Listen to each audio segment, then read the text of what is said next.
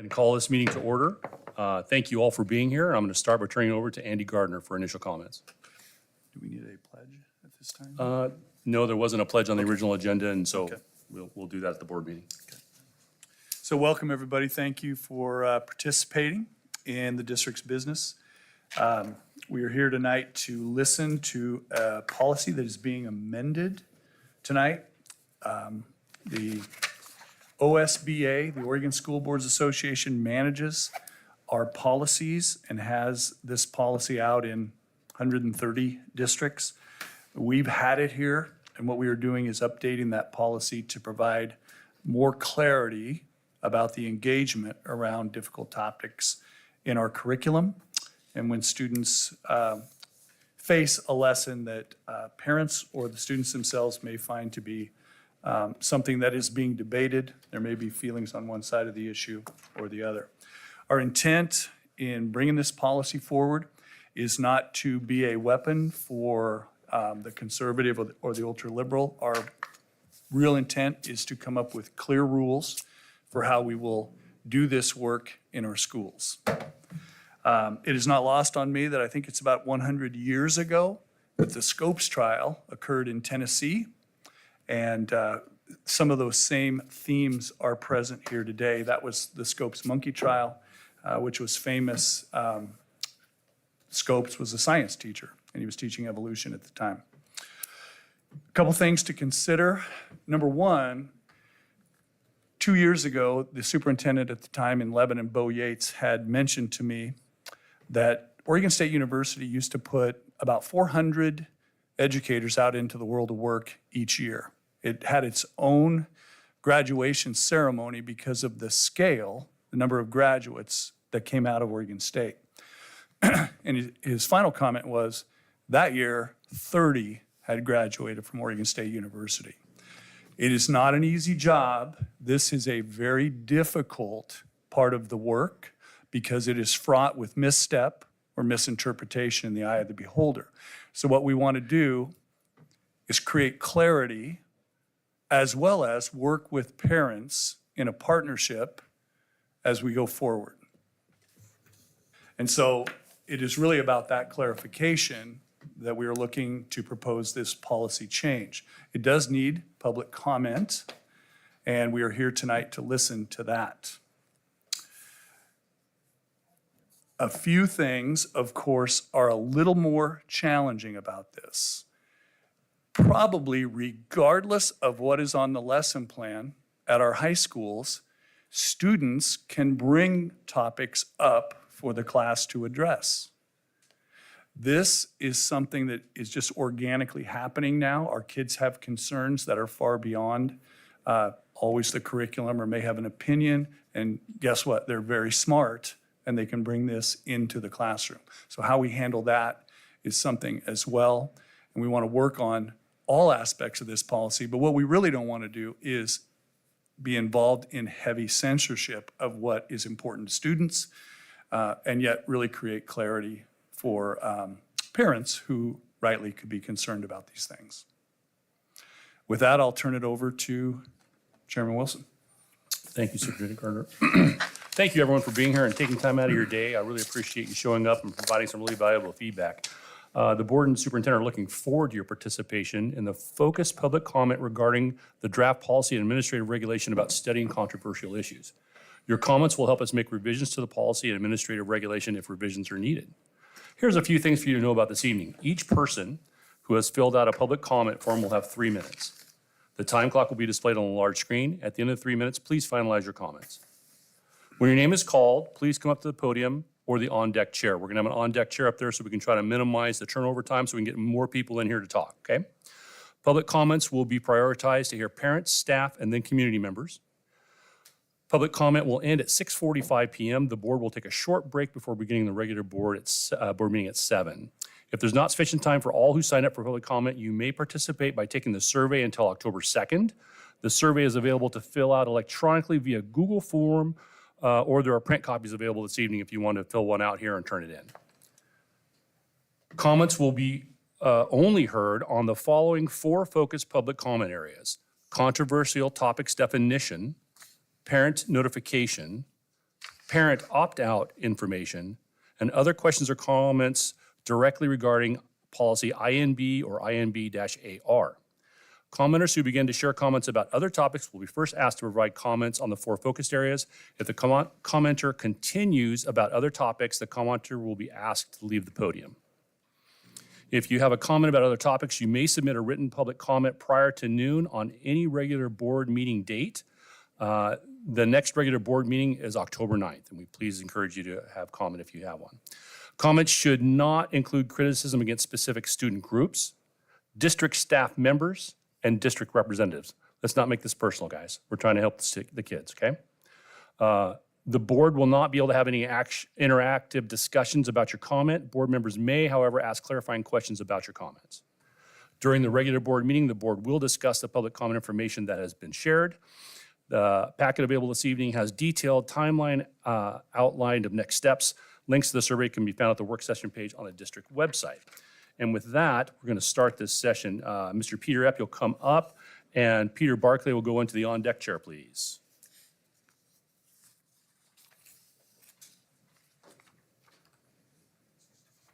Thank you. You bet. I'm Peter Epp, a local pastor and a parent of 2 GAPS students. And until somewhat recently, I was a high school history, Bible, and English teacher for 10 years in both private Christian and public schools. But I don't think I need that experience to name a few things that should be common knowledge. First, every teacher, even the rare teacher with an axe to grind, has long known that in our education system, there will be discipline for pushing their agenda on their students on a controversial issue. Second, our teachers are exhausted and having to discern what might be considered a controversial issue every time they lesson plan, and having to send letters home for everything a parent might deem to be controversial is exactly the kind of outside imposition that is already exhausting them and burning them out.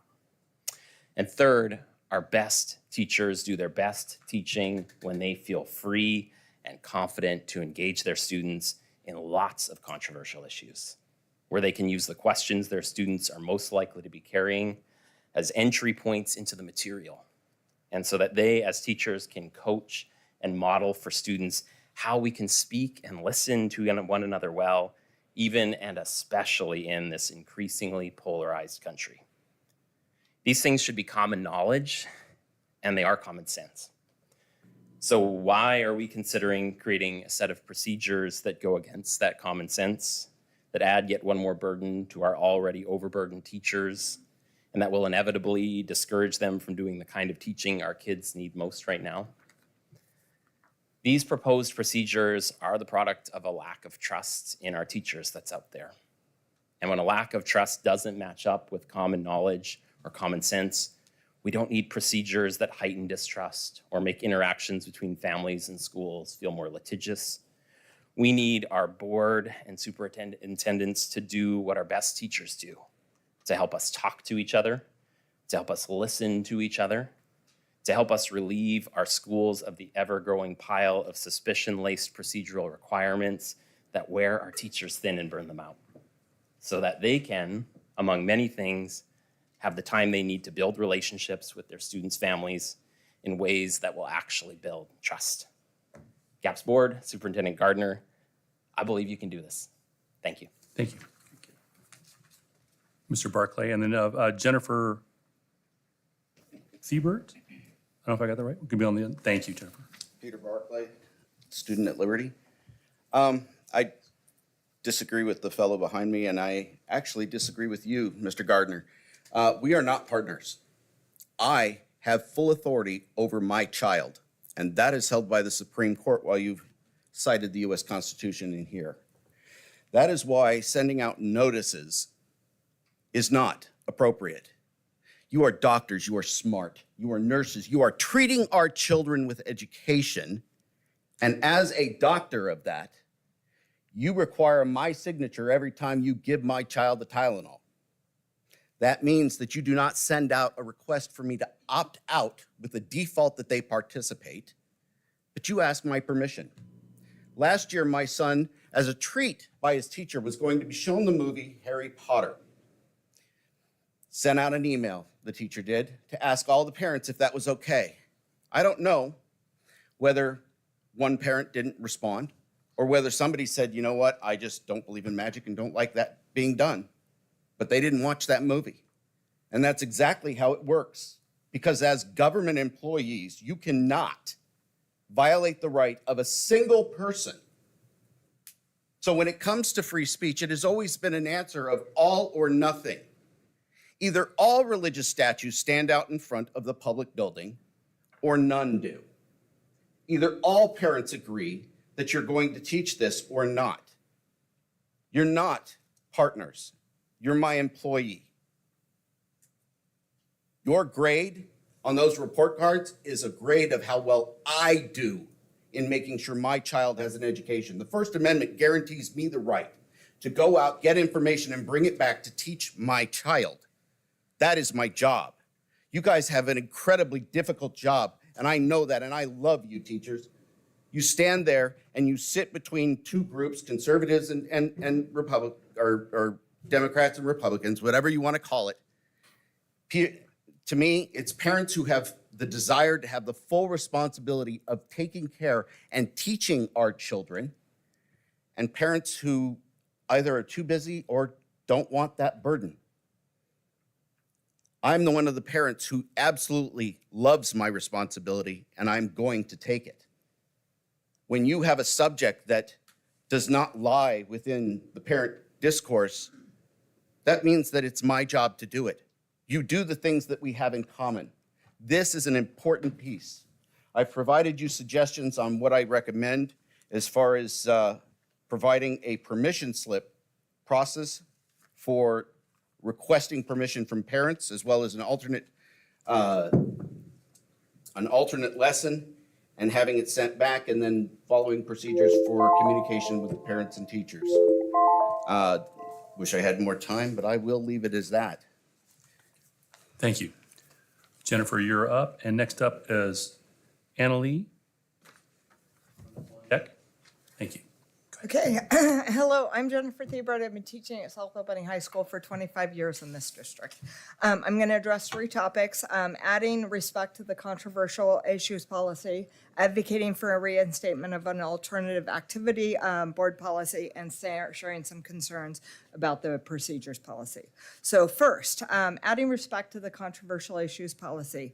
I am so glad to see some parts of the policy regarding the free exchange of ideas is preserved. Please add the expectation of being respectful in this policy. If a student directly attacks others, it's the teacher's responsibility to control and limit this action. This is part of teaching. In my classroom, I let students know they are fully entitled to have their own values, opinions, and ideas about controversial topics. But the bottom line is respect. Students need to be taught how to respect themselves, express themselves without attacking others. The draft policy does not support teachers in this. In fact, it directly states teachers shall not attempt to control and limit. There is a way for the policy to address avoiding indoctrination, teachers not giving that their own view, but I want the opportunity to keep my classroom safe, so please review this. Second, reinstating the alternative activity policy with full respect to a parent's right to choose their child's educational or student's educational path.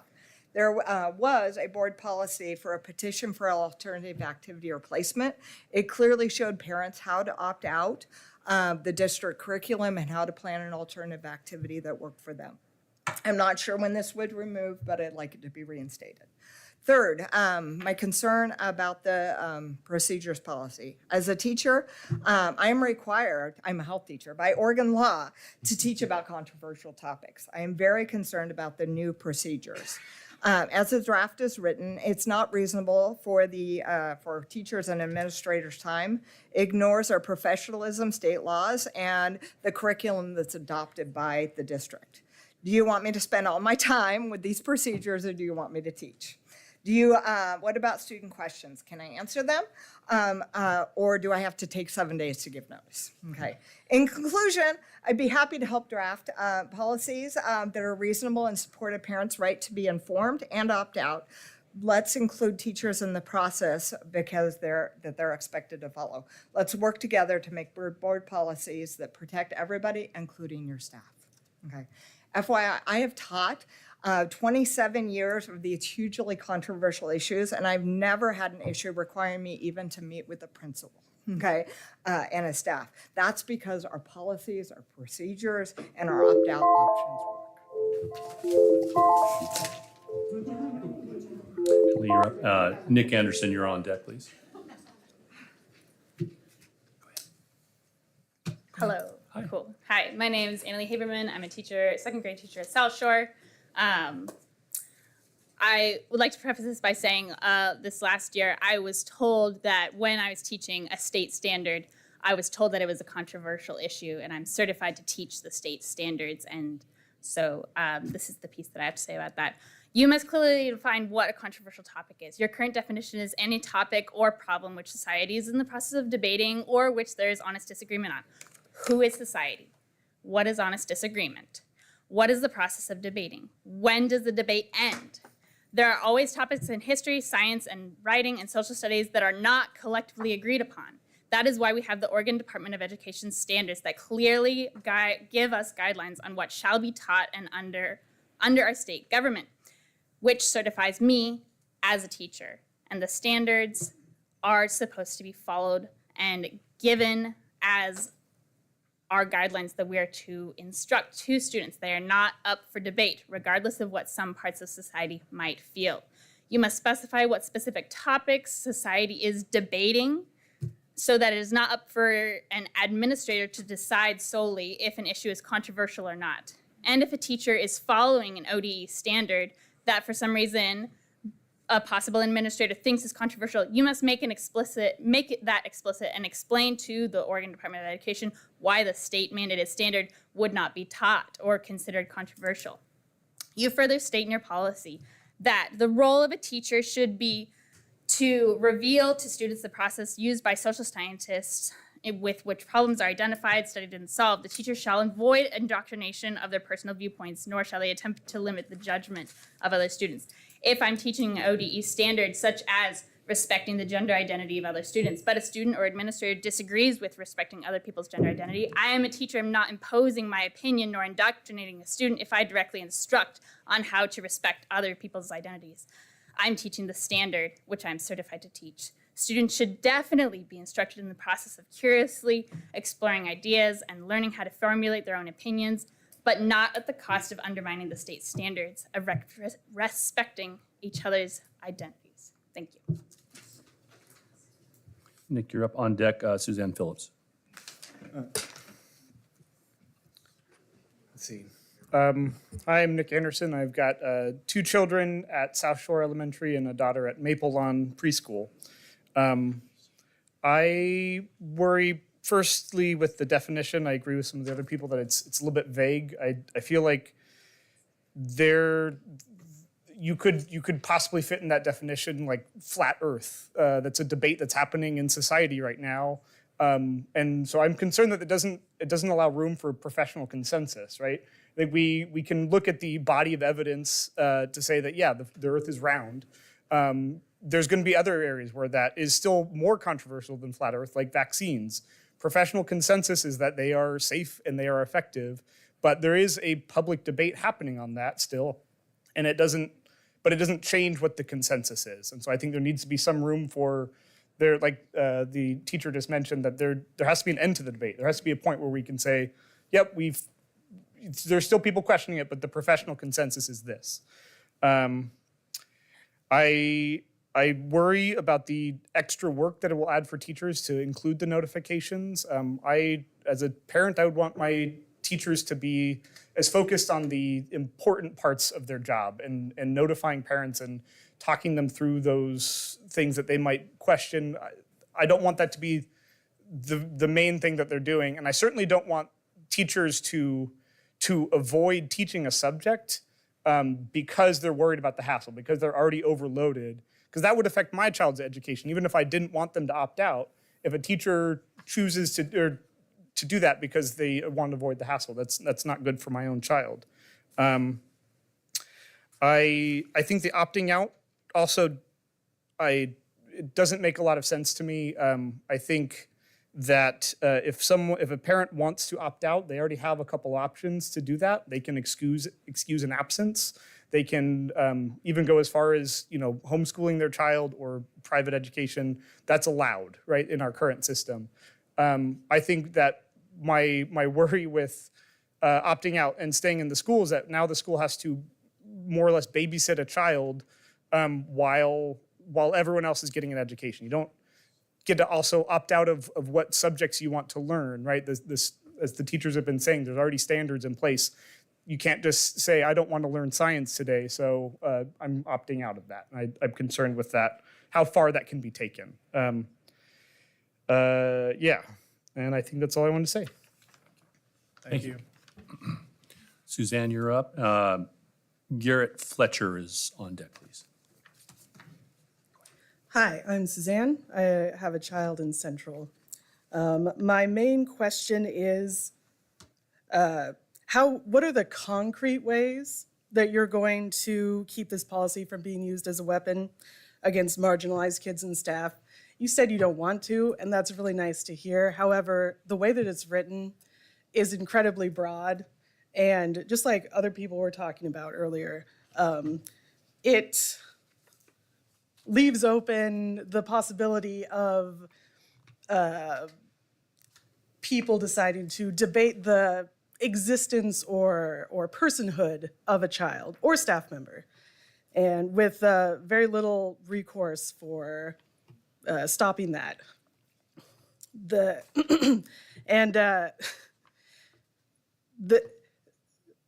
I wasn't even going to speak today until I saw that Brad Wilson had literally went online to recruit far-right extremists to come and talk today. And it's just like one of another example of how this board is extremely biased. And like, I can understand the dog whistles that you all have been using since you were elected. But if you at least want to pretend to care about EDI, I need you to get back on topic, please. this is very relevant. You're all biased and you didn't have anyone proofread this. There's also grammar mistakes, so you should address that. But my main question is concrete steps. What are they? Thank you. Garrett, and on deck is Josh Hansen. Hello, Garrett Fletcher. I've got children in West Albany High and Memorial Middle School. I am a flat earther and a far-right extremist. I'm just joking. So first of all, I just want to thank the school board for just actually even addressing this topic, because it shows that you care about parental authority. And my points are going to be mostly about parental notification and a little bit about the policy.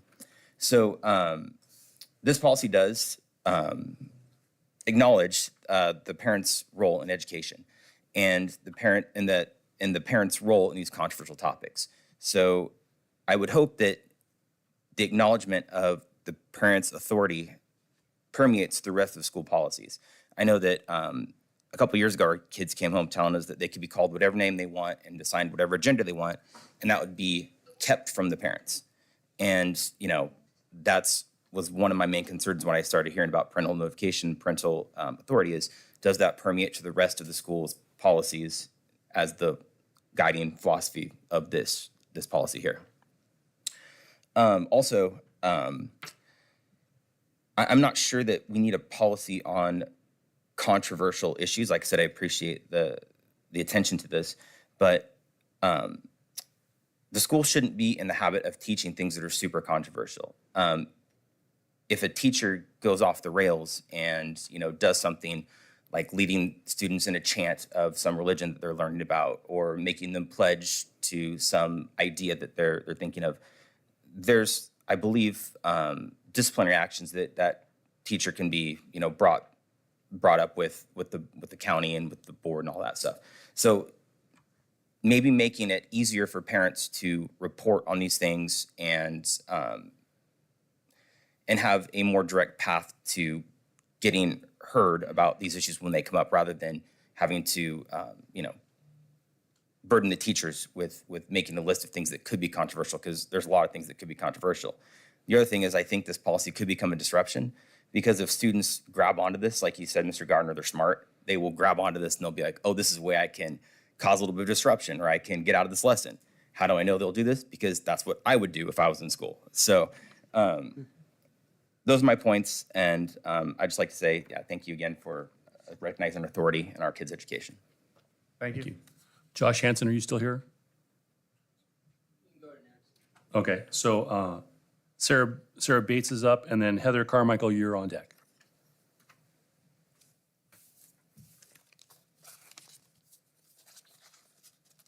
Evening. My name is Sarah Bates. I have a middle schooler and I also have a high schooler. And I think listening to some of the previous speakers, I also want to echo that our teachers are really who we trust. And I have totally loved all the teachers that my students have had over the years. And I trust in them as they develop their lesson plans, and they really are so overworked. And I feel like this policy, while I understand the essence of it, I feel like a lot of aspects of this policy is just one more thing to add on to the burden of our already overworked staff. One of my concerns is this just addressing the lesson, or would it allow for the spontaneous discussions that happen in class? I mentioned I have a high schooler. They're taking statistics, speech and debate. There are things that come up in some of our classes naturally where there's spontaneous discussions that might include a controversial topic. Maybe that's not the lesson the teacher had planned, but these conversations come up, especially when you're dealing with literature or talking about the lifestyle of an artist that you're discussing in class. So keep in mind that there are times when these things are going to come up, and allowing teachers to build on that respect in the classroom and have the opportunity to have those discussions in a foreseeable mean that like that. I hate to have some of the constraints or preclude those spontaneous discussions from happening, because our students really do need these opportunities to have the lessons and to learn and not just be siloed into some narrow topics. So thank you. Thank you. Thank you. Heather, are you here? I'm right here. Oh, there you are. Ah, you were behind the wall. I couldn't see you. On deck is Allison Dean.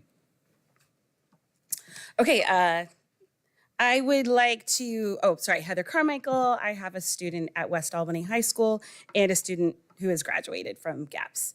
I'd like to give attention to ask for a clearer definition when it comes to controversial subjects. House Bill 2023 says this, that we are to ensure that the academic content standards for history, geography, economics, and civics include sufficient instruction on the histories, contributions, and perspectives of individuals who are Native American, African American, Asian, Pacific Islander, Chicano, Latino, or Middle Eastern descent, who are women, who have disabilities, who are immigrants or refugees, or who are lesbian, gay, bisexual, or transgender. This bill was created to achieve the goals of ORS 329.025, which says our school system, that the first characteristic of a public school in our district, in our state, is to provide equal and open access of educational opportunities for all students in the state, regardless of their linguistic backgrounds, culture, race, gender, capability, or geographic location. My fear is that if we don't have a clear description on what a controversial topic is that political ideologies will get in the way of our children's education. If we as parents choose public school, we are choosing to have our children educated by the state. Our freedom and our rights is that we can homeschool our children or we can put our children into private schools. If we don't agree with the state-funded and state-directed education and curriculum that our students are receiving. And this is going to bog down our teachers in emails and unnecessary communication to explain to parents what is controversial and what state standards are. And so we need clearer direction on this. And thank you for hearing public comment tonight. And I appreciate the opportunity to speak. Thanks. Thank you. Allison, you're up. Amanda Miles, you're on deck. I'm Allison Dean. I have a child in West Albany High School and a recent graduate. I was a teacher for several years in New York City, and I work with education students at the University of Oregon. The current policy on the website is different from what was actually handed out today, which I think is particularly notable considering this topic at hand. The draft policy that was on the website leaves out something from the previous policy that is in existence, which is very important. It notes that teachers will present an overall view of controversial issues and will guard against giving personal opinions until students have the opportunity to, 1, find, collect, and assemble factual material on the subject, 2, interpret the data without prejudice, and 3, reconsider assumptions and claims to reach their own conclusion. So the current version, or at least that's on the website, in that students are involved in social scientific discovery. But in lieu of this, what has been presented in the new draft is that, quote, the teacher shall avoid indoctrination of their own personal viewpoint and shall not attempt to control or limit the judgment of students. And that material, guest speakers, selection, and classroom activities shall be done with study and impartiality for the purpose of fairly presenting, quote, all sides of an issue. Currently, there are states promoting curricula that suggest that slaves benefited from slavery. There are also states that have abolished discussion of sexual identity, at least when it comes to minoritized sexual identities. What's the limit of, quote, all sides of the issue? There are people who believe discussing how colonizers nearly massacred an entire race of people is indoctrination. Is this up for discussion as a side of the issue? How will the district help determine what is indoctrination? Who decides what's controversial? We're in a time where what is openly debated in society is if slavery was horrible or not that bad for Africans stripped from their homelands to be sold as chattel in America. Additionally, what's the support that teachers will have in this? Teachers in Oregon have gone on strike because of endless expectations with little support and resources. Teaching is hard, tiring, labor-intensive. What resources will teachers be provided for this additional labor of notifying anytime there's a controversial issue? And how do teachers balance this responsibility with the responsibility to create a space where their students feel safe when a student's identity may in itself be considered a controversial issue? Thank you. Thank you. Thank you. Amanda. Brian Gold, you're on deck. Looking back to see Brian Gold. I don't see him. Oh, there he is. He's coming up. All right. Hello. My name is Amanda Miles, and I teach CTE at South Albany High School. I teach digital art and photography. And beyond that, I am also the Greater Albany Education Association Secretary. And I hear from a myriad of colleagues about how overworked and overburdened they are. So the first thing I want to talk about is what I teach, art and photography. It's a passion of mine, and oftentimes I will allow students to explore things that are important to them. So my question relating to controversial topics is, what is exactly controversial? Is it controversial if on the first day of class I'm passing out a survey to each student and I ask their name, what class period they're in, and what preferred pronouns they have? Is it controversial if I allow students who are dealing with gender identity issues to explore that via art and create a sticker that might represent how they feel or how they hope that people around them might also feel? Beyond my own classroom, CTE has many, many subjects. We've got construction, we've got child development, we've got band and choir and different theater classes that all relate with it as well.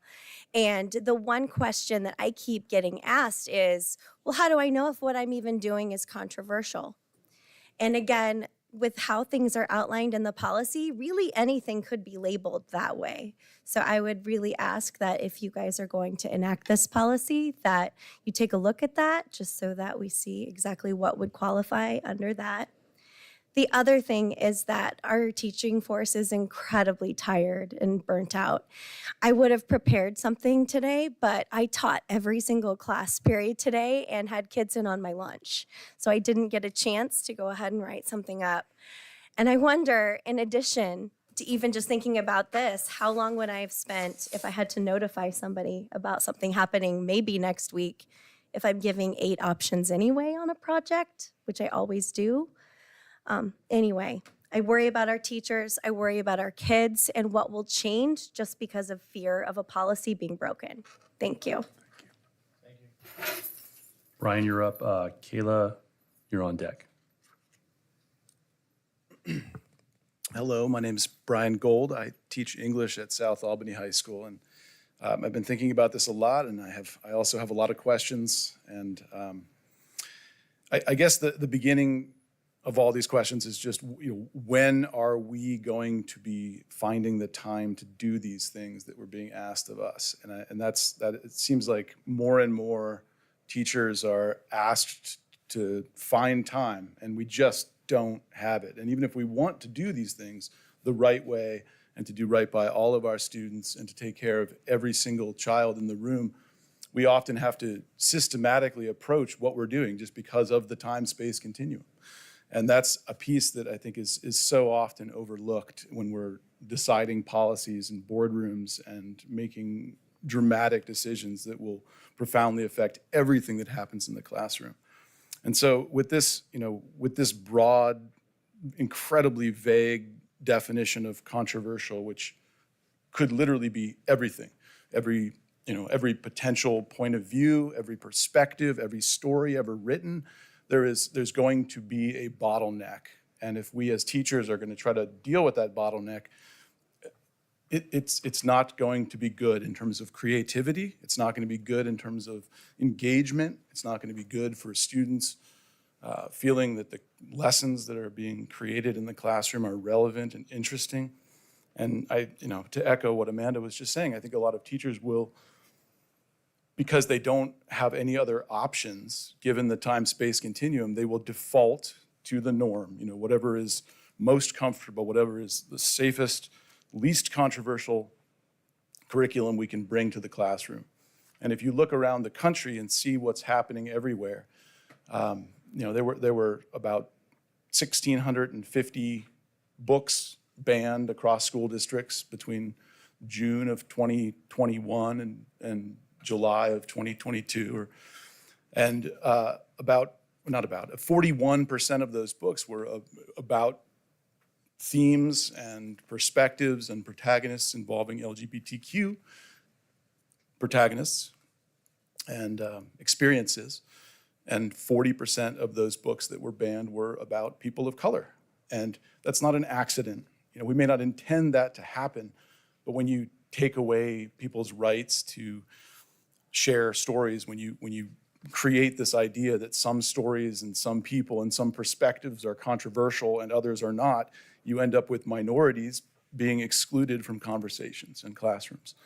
And so this is deeply troubling for me as a teacher, and I hope we can either have the bravery to define what is controversial or that we go back to what was a very effective policy. Thank you. Kayla, you're up. Is it Kat Martinez? You're on deck? Hope I'm trying to read that right. Hi, I'm Kayla Cradaville, and I'm a parent of 2 kids at Periwinkle. I'm here to talk about the fear that I have about this policy.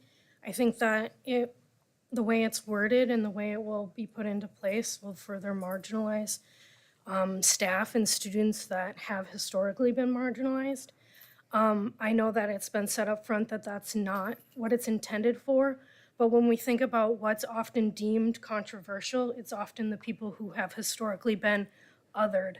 A lot of our standards in the United States and in Oregon explicitly ask teachers to teach about civil discourse and support those with reasons and evidence.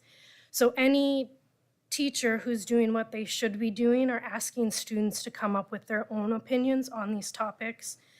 And if we allow students to opt out from that, they are not getting that instruction, they are not getting that practice, and they will not know how to engage in things like what we are doing now. They also won't have the opportunity to hear from students that have ideas other than their own, and their peers won't be able to hear their perspective either. So I worry this will be used as a way to avoid talking about anything that people might disagree with. And that would include parts of people's identities. And when you're asked not to talk about something about yourself, you're being told that you're less than, not explicitly. And so if we're told we can't talk about slavery because it's controversial, what are you saying to those students that that represents their ancestors? I worry about the word indoctrination as well. That's often used today in the wrong way. Like teaching everybody to respect everybody isn't indoctrination, but I've heard it used that way. Teaching about civil discourse, hearing everybody's opinion isn't indoctrination, but I've also heard it used that way recently as well. So I fear that word indoctrination as well, being pitted against teachers who do an amazing job and are overwhelmed and are increasingly feeling burnt out, that this policy will further push teachers who are trying their best out of the classroom. I especially worry about losing our staff of color, who this will impact at a greater rate than our white educators. It will greater impact our staff that identify as part of the queer community than it will our cisgender and straight educators. Thank you for this opportunity. Thank you. Cap Martinez. Oh, thank you. Hi, my name's Kat Martinez. I have 3 kiddos in the district. I have 1 at Central and 2 at Middle. Thank you for making all this time for public comment. I taught middle school for 3 years until I quit because it's really hard. It takes so much time and I didn't want to do that. I loved education, but I thank you, teachers. I now work in early childhood education on the administrative level. Last year, we had an issue where the school teacher called me from Central and she goes, something kind of spicy happened on the playground today. These kids got into debate. They're only 5th graders. How spicy could it get? Spicy. They were arguing about something that you would consider, what's the word of the day? I forgot it because I'm stressed. It's controversial. Thank you, controversial. But she called me and she said, you should know this conversation happened so you can check in with your kid. So we had a conversation at dinner. Amazing. Policies should fix problems. And I'm really worried that this is causing more than it's fixing. And I feel like there's really good intent. I care about parental rights. I obviously want to make decisions about my children and want to impact their lives. But I really worry that this is going in the wrong direction.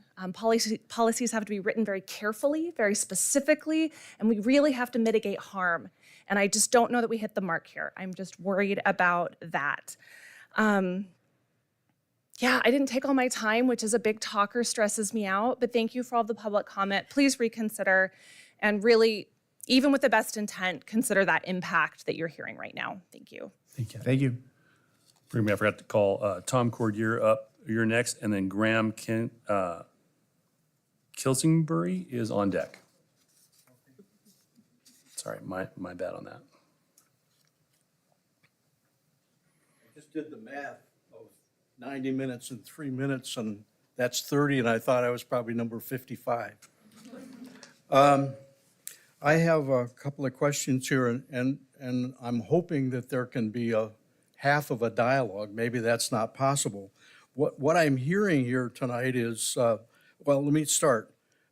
Years ago, when mandated testing came in, the argument was, we don't have time to teach what we need to teach.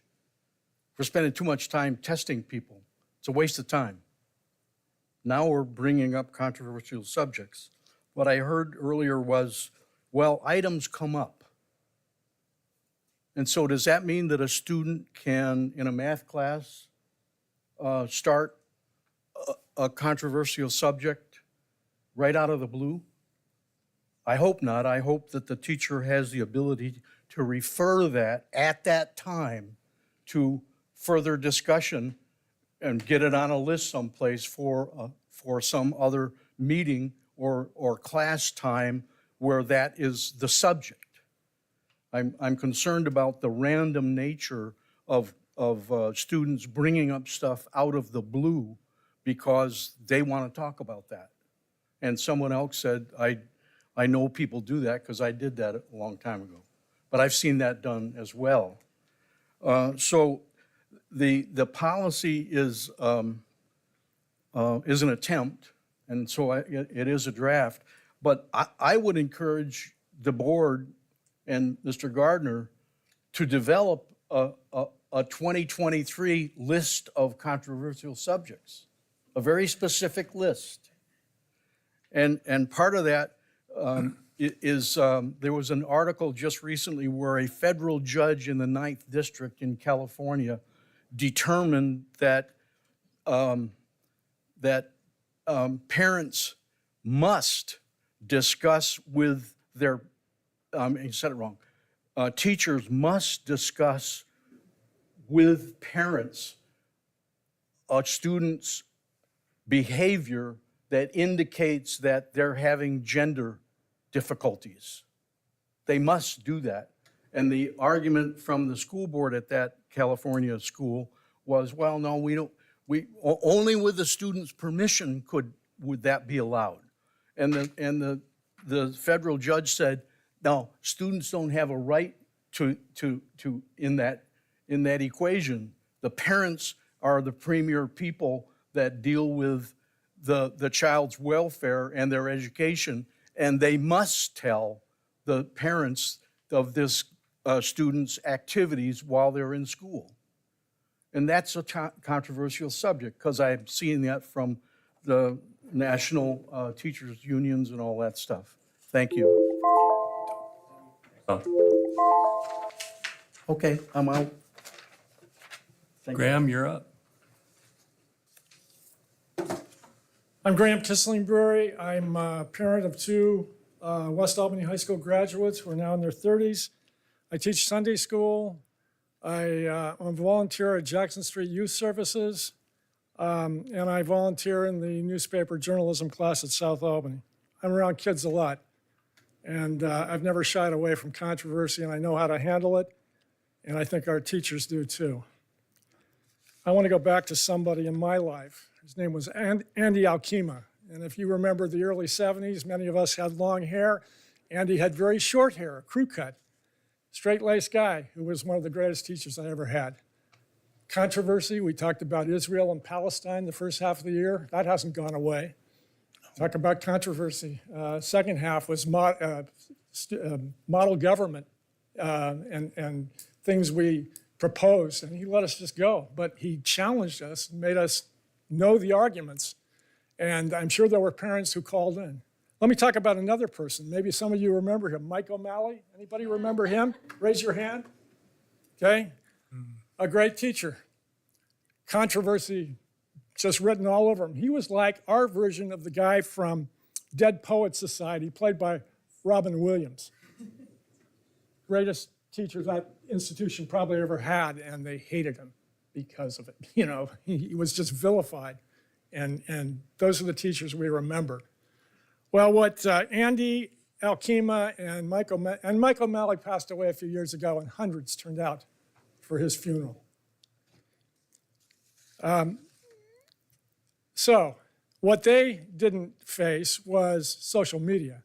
So I wonder, with a 1-week notification, that's plenty of time to get the cavalry in. And we know, I hear about parent movement. It's not just one or two parents opting out or something. We got a whole movement that I hear about.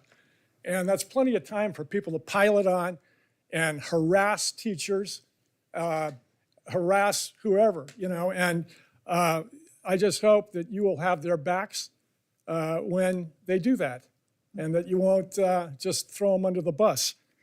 I worry about journalism. You know, somebody else mentioned some of the other subjects that don't come in the normal classroom. Well, you know, kids write about controversial things. We put them under labels like column or opinion. But and we look for libel and things like that. As advisors, as teachers, as Trish Farver and the advisor at West Albany, we look for things. But, they get under the skin of administrators sometimes. One of the great journalists, student journalists, Yu Jing, from South Albany in about 2002. She was hauled into the vice principal's office for writing the truth, but it got under his skin because they were challenging the administration. Anyway, National Student Journalist of the Year that year. Thank you. Thank you. Ladies and gentlemen, I want to first thank you all for being here tonight and taking time out of your busy schedules and for being so civilized about this. This has been incredible. We got a lot of good feedback, heard a lot of opinions that we hadn't thought of before. So this is really going to help, I think, the board think through this and talk about it a little bit in the school board session. Andy, do you have anything you want to add at this point? No, I just want to thank you and express my appreciation for the tone and the thoughtfulness of this input that you've given, and about 3 pages of notes, and really thoughtful comments, great insights. Thank you. Gentlemen, I'm seeking a motion to adjourn. I move we adjourn. Is that it? I thought there's Do- no people out there. Oh, Are there any? there were no other people provided to me to speak. Do we, Okay. well, I guess what we could do, we've got time. Does anybody else want to come up and speak? You can raise your hand. We have time. Yeah, sure, please come on up. I didn't mean to cut anybody short, Mike. Well, he's already. Oh, well, you've already spoken. spoken, sir, I'm He's already sorry. spoken. Yeah, Yep. I know that, but I'd like to make an additional comment that controversial issues are very important. I'm sorry? Start the clock. Sorry. Controversial issues are very important. They need to be discussed, they need to be taught. One of the problems I did see with your previous thing is that it left it off at the end. There's a famous movie with Jeff Daniels, I think it is, the guy from Dumb and Dumber. He talks about how America is no longer the greatest country in the world and he would like it to be, and he goes off and says, what's the greatest country? And he goes into a diatribe about all these other different things that we're not the greatest in, things that we're not the greatest country. Controversial issues and our ability to discuss them is what makes us great.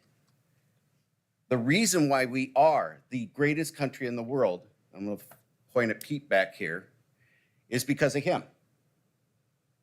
That man, you can have a Catholic priest with a church or a pastor, and you can have a Jewish rabbi in a synagogue right next door. You can't have that in the Middle East. They'd shoot each other dead. Here you can. You can live in America next door to Hitler, which is why when you call people Hitler, it's pretty much meaningless. Oh, I'm offended. We're always offended. Everything that you believe is going to offend me in some way, and everything I believe is going to offend you. The thing that you forgot on that little list was the ability to come to an agreement where we can live with each other. Hitler's next door. We still got to mend a fence. I'm going to hate everything he stands for. It's going to drive me nuts. Everything that he believes. But as long as we follow by the Constitution and we follow by the laws, we could actually live to each other. And yeah, I'm going to look at the guy and go, okay, are we going to fix the fence or what? Okay. And that's it. You want to raise your child to be the worst thing in the world? Okay, I can't stop you. But you can't stop me from raising my kid to be the best. What we have to focus on is our commonality. People want to talk about the fact that diversity is what makes us great. No, it does not. It is what we have in common that makes us great together, and it's what makes us make diversity work for us instead of tearing us apart. That's all I got. Would anybody else like to speak? Oh, go ahead.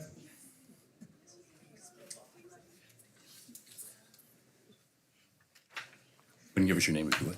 Hi, my name is Amy Roberts, and my son just graduated this past year. I also sub in the school libraries of the district, and I'm a member of the community who is very concerned about this. My son just started university over in Boston, and I have to say I'm extremely grateful for the education that he got here at GAPS. He went through Oak Grove, Then he went through North Albany Middle School. Then he went through West Albany High School. He graduated with 43 college credits, and he is now at a music college in Boston. He has roommates in his dorm from hundreds of countries. A third of the student population there is from out of this country. He has a roommate who wears dresses. I don't know why. That's awesome. He is ready for this world. He is eating it up. He is doing excellent. He has been able to discuss things in classes. He's been able to learn about things that are outside of what our family has taught him. He has experienced the world. When kids graduate, we do not get to dictate where they go. We do not get to dictate who they are going to be around. We do not get to dictate what world they live in. They live in a world that is very diverse, whether it's in this country or whether it's in another country. They need to have the opportunities to have diversity around them. They need to have the opportunities to learn that there are people who think something different than them, that they believe something different than them, that they feel something different than them. They need to be able to feel comfortable in a classroom to discuss these things and not feel that they are being attacked or that they are attacking someone else.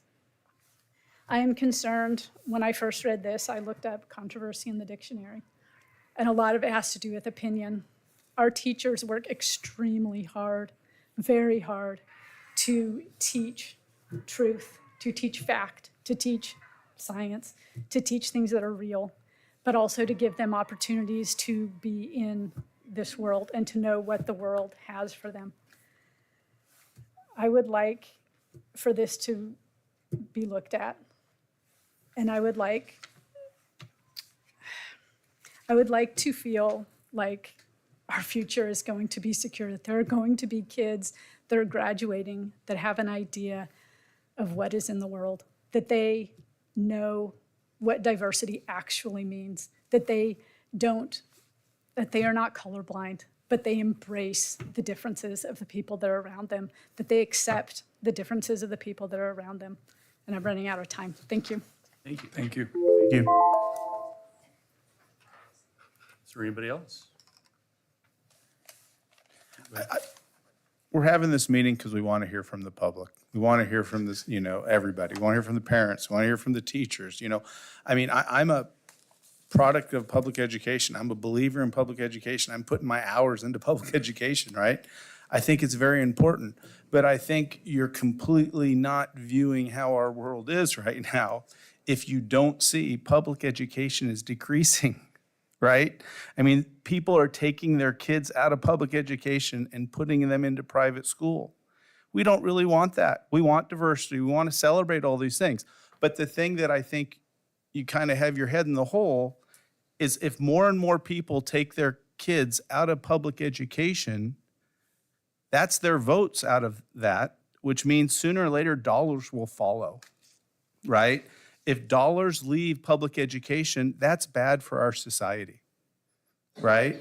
I don't see that as a good thing. We want people to be able to achieve. But if the haves take their money and their kids out, that's going to make it harder, okay?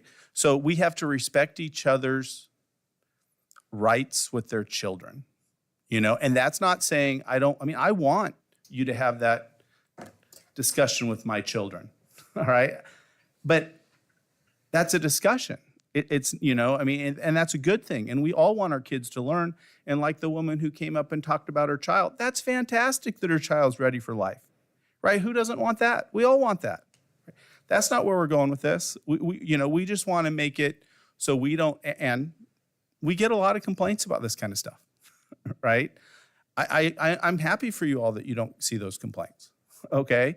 But we do. Right? And sometimes we could improve on the system to make it a little better. And there's very few things in life that you can't improve. That's all. Ryan, you have anything you want to say? Nope, I'm good. Nope, you good? Sean, don't want to me? For now. Okay, we've kind of already spoken, I think. Heather, have you spoken back there? I think you have, yeah. Well, hang Hang on. We're having a discussion. We're kind of talking among ourselves here. Little outwardly talk. Do we want to go ahead and allow more comment? We have some time. We have time. That's what it's here for. I think you should put a gate on it at some point, though, because we don't want hands popping up for the next 45 minutes. Oh, we go till 6:45. Okay. That's the plan time. So I guess if we're in time, I'm cool with it. Go ahead, Heather. If you were up there, and then you can go after that. All right? Yeah. Go ahead, Heather.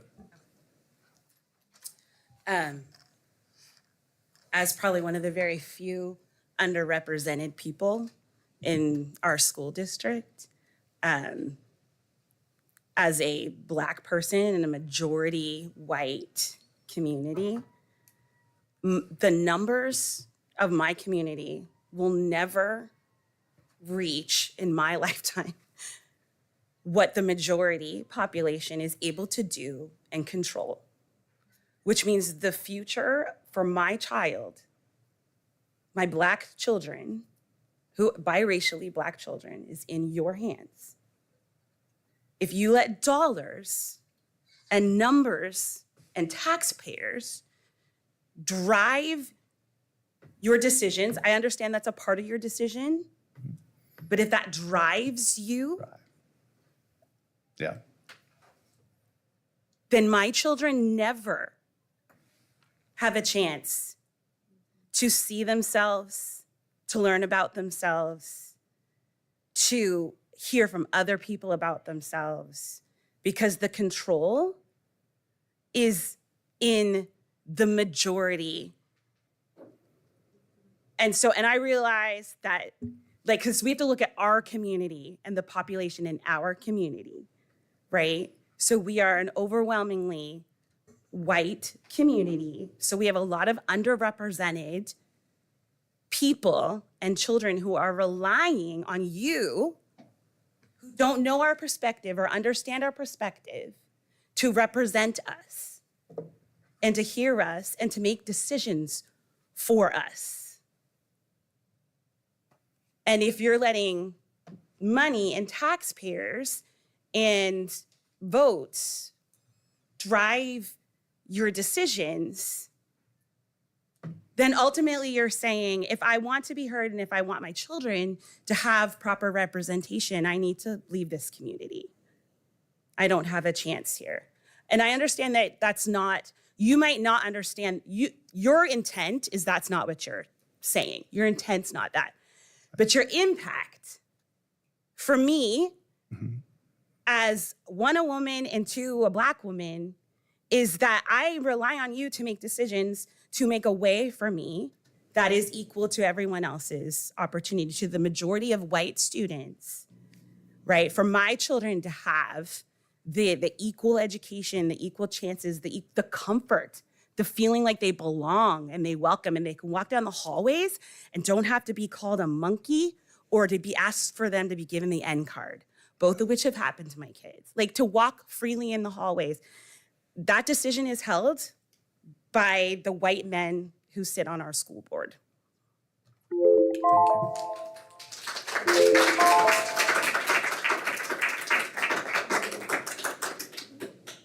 Reminder, if we're going to speak some more, please keep it on topic for controversial subjects. We had a tendency to wander a little bit, but that's okay. Want to hear? Go ahead, come on. Well, I just have to point out, I think it's really interesting that the man who came up here for his second time wasn't redirected back to the topic at hand and talking about the policy. I think what people really want to know, besides what the definition of controversial issue is I'm very interested in the addition of the word indoctrination. We can't pretend that is not a word that is used particularly by conspiracy theorists right now. Sure. So I think it's really important that the board talk about that and identify why the addition. And I would just add that, a lot of parents here were expressing concern about their kids being safe at school, about their kids having the opportunity to engage in civil discourse. Civics has been removed from a number of different schools, and kids don't have an opportunity to do this kind of important activity, right? To engage in civil discourse. So I don't think anyone is trying to question whether or not that's an important thing, right? But I feel like your response kind of indicated that people were getting pigeonholed here. I think the thing that people are trying to say is without any kind of definition. I'm somebody who's written policy for universities before, and you have to be very specific when you write policy. If you aren't specific, particularly, like most policy identifies what terms mean. This does not. It's a very loose identification of what the term controversial issues means. And people are asking, who's deciding that? You know, the principals in these schools, they're also going to be tasked with additional time. And I know they're also stressed. So they're going to have to meet with every single teacher who decides that they're going to be teaching something that's controversial. I mean, there was somebody earlier who said everything's up for debate then, right? The scientific method is up for debate. Mathematics is up for debate. There's no place where that kind of ends if we're not identifying that. And then I just want to add that, you know, in terms of, I know somebody mentioned about texts that have been eradicated from school districts. It's really important that we have a diversity of opinions because you can't be what you can't see, right? I was a queer student who grew up in a really rural conservative town, and I was not able to be safe in my school. So nobody knew, right? It wasn't until I moved out of that place and took my tax dollars someplace else that I was able to actually express who I was.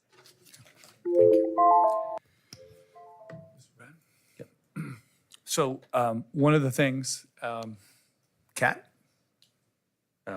I just want to emphasize the number of awesome points that have been made here. And I just want to guarantee you that the last person does not carry the day, right? We have heard really good stuff throughout the evening. It has made me think. There's a lot of stuff here. There's a couple of people here I'm going to reach out to, I think. And I don't want it to devolve to where, hey, we got to like finish this with a haymaker, because everything here has been well said, and I appreciate that. Thank you. I remember two things I forgot when I was nervous the first time. The first was I wanted to point out that at the beginning of the school year for my middle school children, I had to sign a syllabus for every single class. So I have consented to the content of those classes. We sat down, we read them together, we talked about their behavior expectations. I signed it, my child signed it. And it talked about what they were going to discuss, what they were going to get into, those important issues. So I feel like there is a lot of consent already happening in place. And the other thing I wanted to mention in talking about pulling children out of public schools into homeschool is my 6th grader has had a substitute for their ELA class.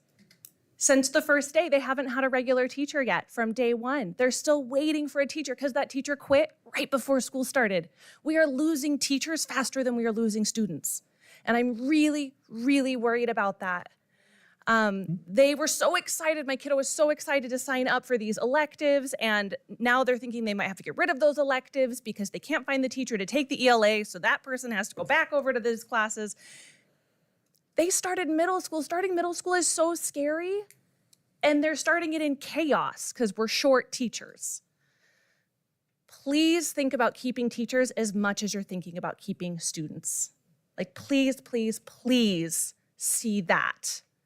Because the exodus is huge, and I think it's going to get worse. So please think about that. Thank you. Yeah, go ahead. I saw you, John. And then you can be next, okay? Just real quick. Pete, you said something interesting a minute ago. Sure. You said you have some kind of like secret statistics about the number of complaints that you get. No secret. It's just we get complaints. Okay, are they public? I have a science background. It's exactly the same thing as if you made a complaint. I don't share that with everybody. right? So you don't have like percentages or numbers, like, because every subject, every school is going to get a certain number of complaints. 100%. So if you're biased and wanting to push through this policy, maybe you could make some statistics public so that people, because a lot of people have mentioned that you seem to be trying to fix a problem that doesn't exist. And it sounds like you're trying to imply there's a problem that only you can see. No. So maybe you should like make that public so that people can understand that they're wrong and you know better. I think that's it.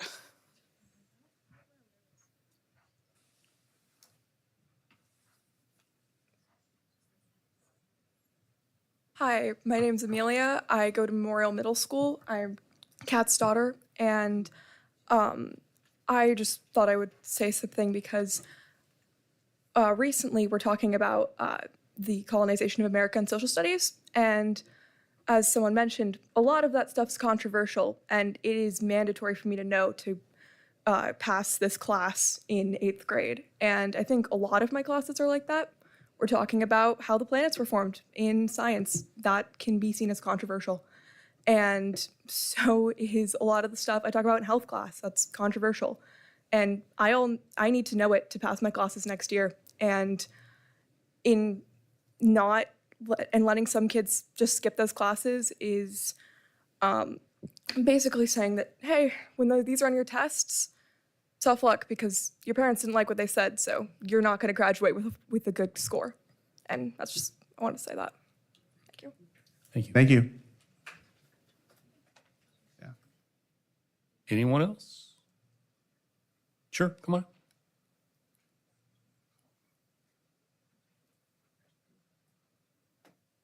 I just wanted to add from what other people have commented on the comment of people leaving the district because of things that are being taught in our schools.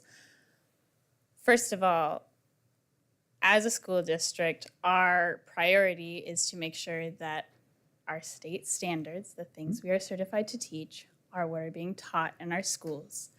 The state is where our money is coming from. I realize that the number of parents in families in a district is going to vary and impact funding, but funding should not undermine what we are required to teach.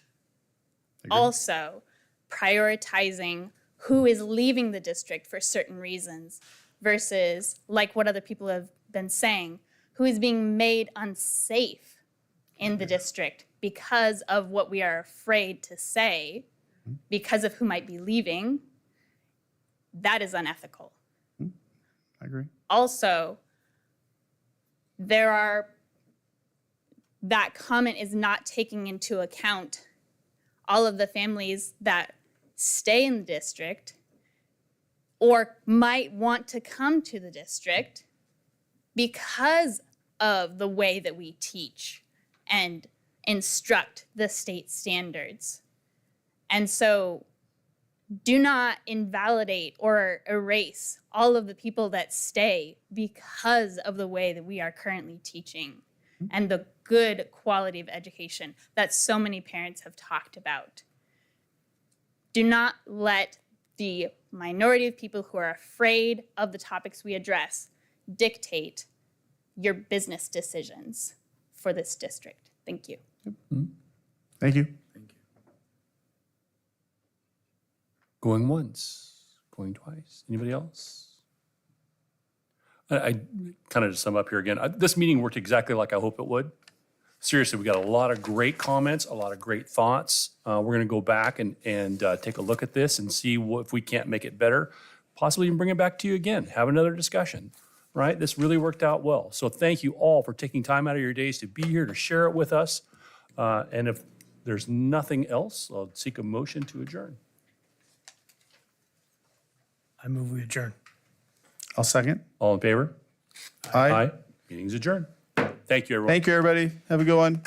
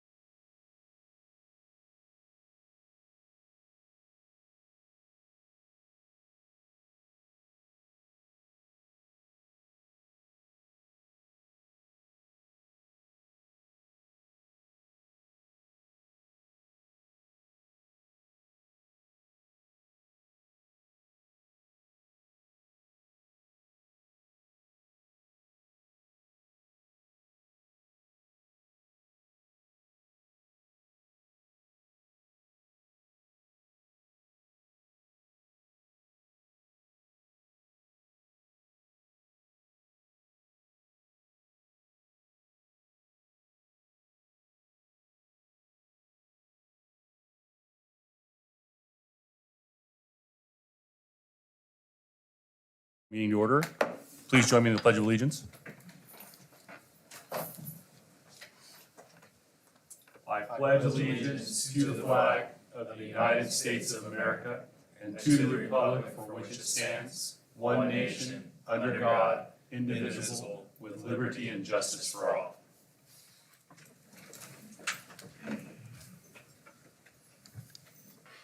Good evening, gentlemen, ladies. Seeking approval of the agenda. Do we have a motion? I move we approve the agenda. I'll second that. All in favor? Aye. Any opposed? Approved. Comments from the public? No comments from the public We tonight. have no comments from the public. Okay, board business. We had a work session earlier today on studying controversial issues. It was quite productive. We had quite a number of people speak and bring us some perspectives we hadn't considered. I'm going to go ahead and turn it over to Andy Gardner a little bit to talk about that, and maybe we'll open up for some board comment. Well, I would just like to remind the public that the input tonight was formative and that we are, of course, not done with this policy.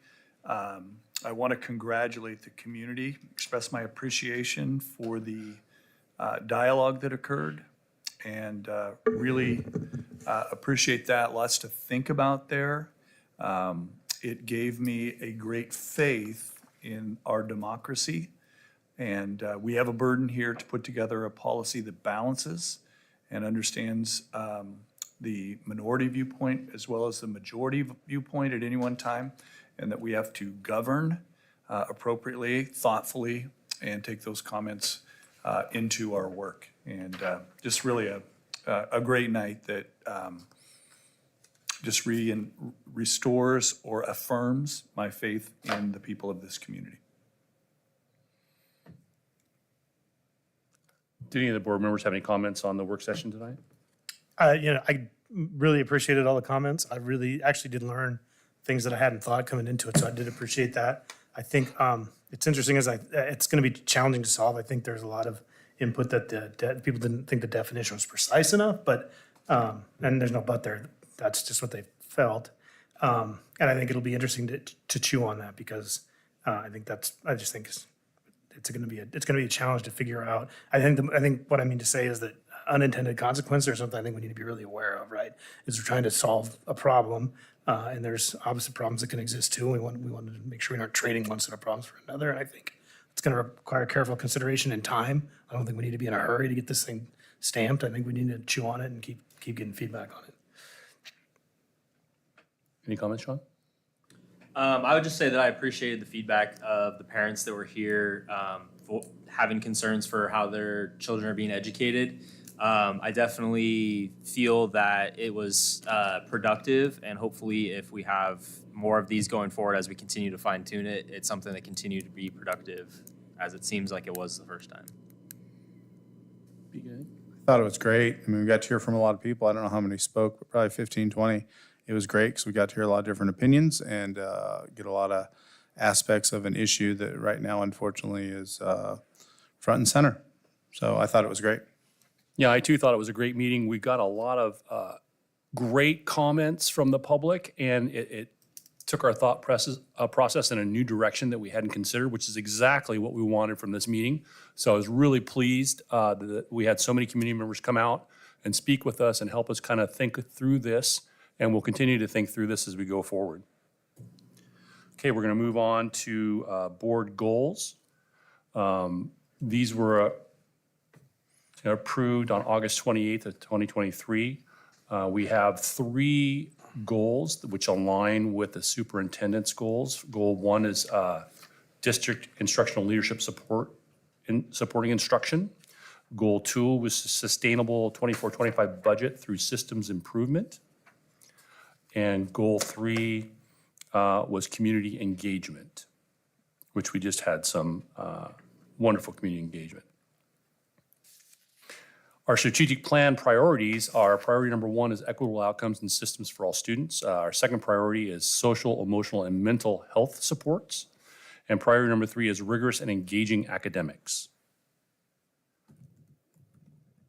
Do you want to add any further comments? I just kind of highlighted what we've already talked about on those. I think we're going to move to, after discussion, move to accept those goals. Is that correct? Yeah. Anybody have any comments? Do you want to move to a motion? I move to accept the goals as written. I'll second that. All in favor? Aye. Any opposed? Motion carries.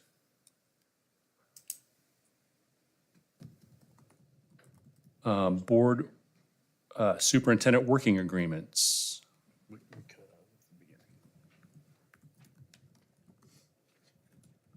So I'm hesitant to read all this stuff because it's too much, but to what level do we want to go to on this for reading it out loud? Well, each year the board gets these. They are pro forma. It is large. I think that they became large over the past multiple years of turnover as people were trying to address issues of that time period. We could work at some point towards putting together a fairly short one piece. But just to summarize, it is what you ask of each other, what you ask of me, what I ask of you, right? It's basically covering how we relate to each other as board members, what you guys do in relation to me, and then of me, and then, of course, what I would ask of you. Okay, yeah, to me, it does seem a little wordy, and so we might at some point in the future revisit trying to pare this down a little bit. But for the language is fine the way it is. It's not terrible, but it's just a lot. Are we seeking improvement of this as well? Okay, gentlemen, seeking a motion to approve the board working agreement. I'll motion. As presented. I'll second. All in favor? Aye. Any opposed? Motion carries. Moving on to superintendent comments, please. So Personnel Director Osborne is not here tonight. She is at a school personnel director training or conference. And so just to let you know why she's not here. A couple things about the school year start. I think we have a good start to the school year. Buildings are clean. I know that there has been a couple of incidents in buildings, but in general, what we have seen during our time in the buildings, what principals are saying is that it has been a good start. One of the hiccups today was we did not have all of our absences covered. There is a couple of illnesses that have gone around quite early, and we did not have full coverage there, particularly in the classified ranks. We don't have a huge pool there, and so we're going to work on that. We did know that EduStaff, the company we now contract with, did have a hiccup with their recruiter. I'm not sure whether that had any impact here today, whether we're short a little bit because we have not recruited at the same rate. But in general, things are, it's been a good start. It feels like there has been a progression. The year we came back and we had Delta and masking was a hard year. Last year, of course, was difficult as well. And this year seems to have a feel that you might attribute to 17-18 or 18-19. So I feel like the principals have worked really hard. We're committed to getting into classrooms this year and being in that space so that we're thinking about how to do that better. And really enjoyed the day I had. We did 3 days last week where groups of principals met with the Center for Educational Leadership, the University of Washington, spent a full day in a school. I was in Lafayette School for the full day. Really enjoyed that. We have teachers with us, and looking forward to good things to come from that work. So we can regularly report on that at board meetings as well. But I really appreciated that. Huge amount of work going on. Getting feedback, working on our bias incident response protocol. And I know that's undergone revision, much like the policy we worked on tonight. And so Kelsey is working on that with administrators, and I think we have a lot of training to do and a lot of support to give. And I think people are really willing to carry through with that work. I have one other thing. It is a bargaining update. It is on the screen. And so just want to make sure that everybody on the board and classified as well are aware of this. It's about 15 slides. I'll try to go through it pretty quick. This year, the classified contract expired on June 30th, so we are without a contract. By agreement, when the parties began to bargain, we then had 150 days to conduct that. That time period has been met, so we are now beyond the 150 days of bargaining. If you look back to June 30th, you would say there's not 150 days without a contract. That is true, but the clock started prior to that. We continue to meet with the classified bargaining team. We will do so tomorrow night. As we began this year, one of the first things that is really important to me is that we know where we're at in the world. And so we analyze comparative data from the 10 districts that you see there. And if you look at them, you'll recognize immediately Gresham Barlow has 2 high schools, Tyler Tualatin has 2 high schools, Oregon City's got 1 large one, McMinnville's got 1 massive high school of about 2,000 kids. So they are very similar to us in size, and we choose those because of that. So we have a 7-step scale. We go step 1, step 2, step 3, step 4, step 5, longevity 1, longevity 2. You get to longevity 1 after you're here 8 years, so there's a wait before you actually get there. And then longevity 2 has a 7-year wait to get there, to move to, and that happens at 15 years. So we analyzed step 1 in our contract and the longevity 2 step. Top and bottom, we took our 12 most common jobs and compared them with other districts. We have something like 70-some jobs. Sometimes districts have 40 job titles in their contract. So it's very difficult to compare them all. It'd be pretty difficult. Sometimes you have to check job titles. So at the bottom, where people start in those 12 job titles, GAP's step 1 average, $18.53 an hour. And this was done, I think we completed this probably middle of last winter. The comparison districts averaged $16.90 an hour across those jobs. Our starting wage was about 9.7% above average. When we look at the top, we did the same average. The comparison district scale average, $23.69. GAP's, $21.97. So at the top of the scale, the average wage was 7% below comparison districts. So then we kind of knew what we had to work with. The longevity 1 and longevity 2 steps, because people stay on them for 3 and then 7 years, make it a little more difficult to compare because it just takes so much longer. So after 15 years, you are still, 7% behind other districts. So we have competitive beginning wages. We have not been competitive at greater levels of experience. They are not only not competitive, but take a long time to move. Here is what we have gathered. Nancy Hungerford of the Hungerford Law Firm has kept a list of what we are seeing other districts this year. Some of them are local option districts. Corvallis School District has a local option. Lake Oswego has a local option. But you can see Forest Grove, for example, 4% 22-23, 3% for 23-24 first 6 months, 3.5 for second 6 months. They split that. Gresham Barlow, 3, 4, 3. Lake Oswego, 5 and 4 in a 2-year agreement. Sherwood School District, which I think their high school is almost as big as David Douglas, there are 2 or 3 of these that have massive high schools, but only one. 4%, 3%, 3%. Roseburg, 3%, 2%, plus $1 per hour in each cell. Klamath County, $2 to each step in 22-23, 3%, 3%. And those are districts that are somewhat similar to us. I know Eugene settled.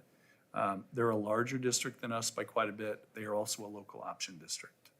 There are also smaller districts that are a little more rural. They had settlements that were also, they are accomplishing those right now. So what we offered them, the classified, was that we would add a step 8, but more important, we no longer have a 3-year wait on L1 or a 7-year wait to get to L2.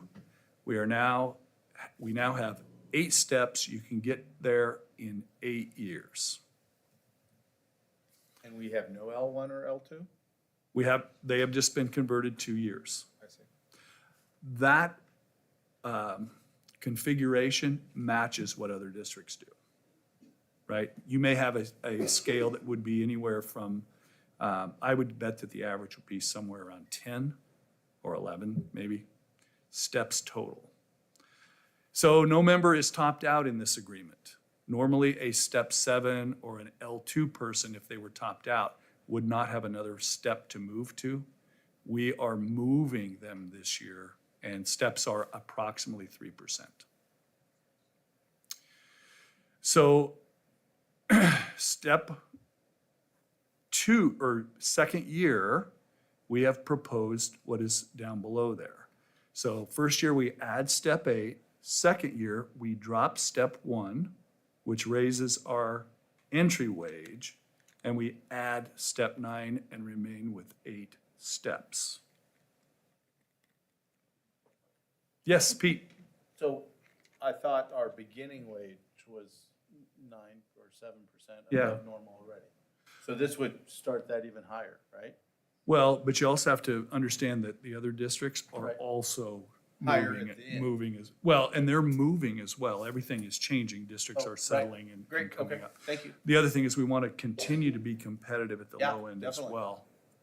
Making sure that people new to education are able to step in there. We did not do that both years, Pete. Like, we didn't take a step away this year and a step away next year to raise it twice. We did it once in the 2 years. Right? One of the things that came into the bargaining later was the idea that we would pick up PERS. Right now, the wages that we pay, the first thing that comes out of those wages is 6%, which is the employee's share of PERS. We pick up 6, and the employee has picked up 6. This is not the case in our teaching contract. Our teachers, we pick up their PERS. And so the classified have not had PERS picked up. This, by picking up, we are able to give a 5.8% increase in take-home pay. They will no longer see that out of their paychecks, and that will be a contribution that will not come out of their wages directly. In 2024, the second year, we would give a cost of living adjustment of 2.5%. So the economics of the offer for all 630 employees, we have a PERS pickup benefit of 5.8%. We are working on a small COLA to come with that at our meeting tomorrow night. Each step, everybody gets a step this year because we've added the step, 3%. In 2024, 25, year 2 step, 3% again. Everybody gets a step because we're going from 8 to 9 next year with a COLA of 2.5%. Steps, PERS, COLA together, we're at about 14% over these 2 years. We did pass an MOU to you, and you guys voted for it in May. We adjusted salaries at that time for 479 staff of the 630 total. And I have a copy of the MOU here, I think. The MOU also worked on transportation. It worked on maintenance personnel, worked on licensed practical nurses, specialized SEA positions, PCAs, SEAs, behavior resource assistants, and it worked on food service assistants, and those were given a 5% increase. And so, Pete. So 479 of 630 got the MOU? Yes. Is there a reason the other ones did not?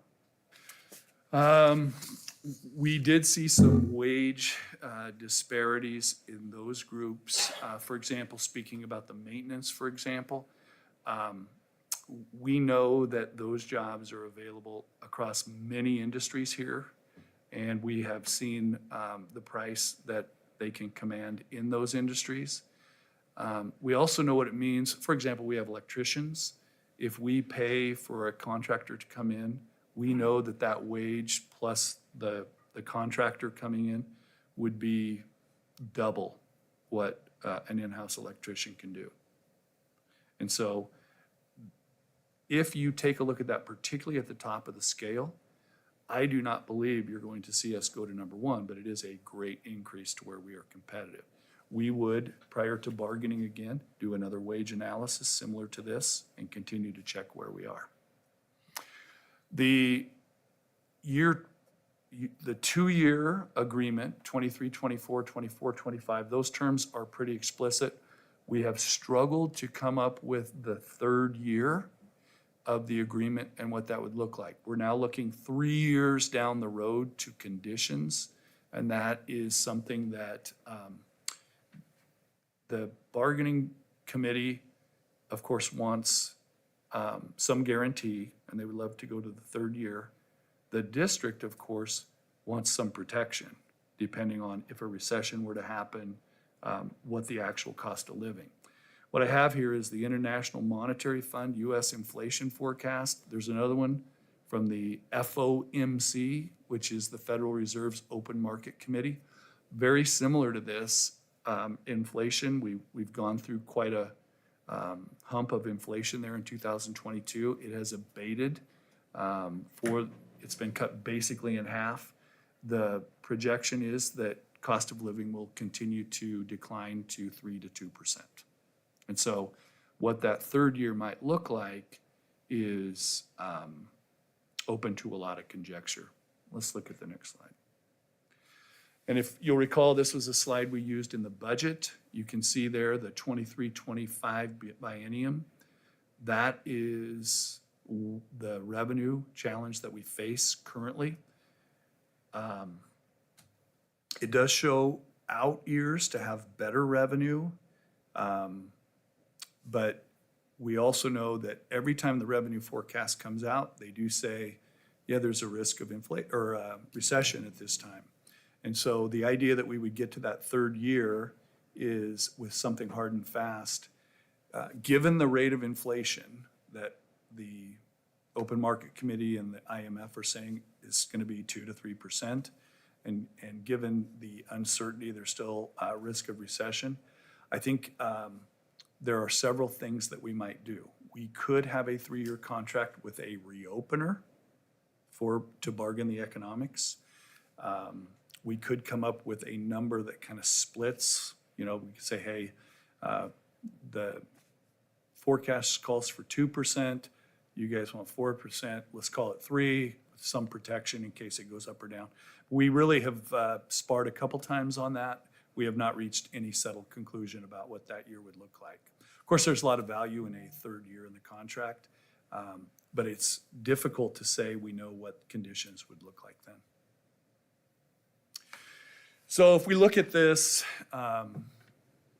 not including, so as we go back to the comparisons and we look at what is offered there, and you can see that I put an asterisk in our red offer at the bottom. The asterisk means that there is another holder there for what we will come with tomorrow night.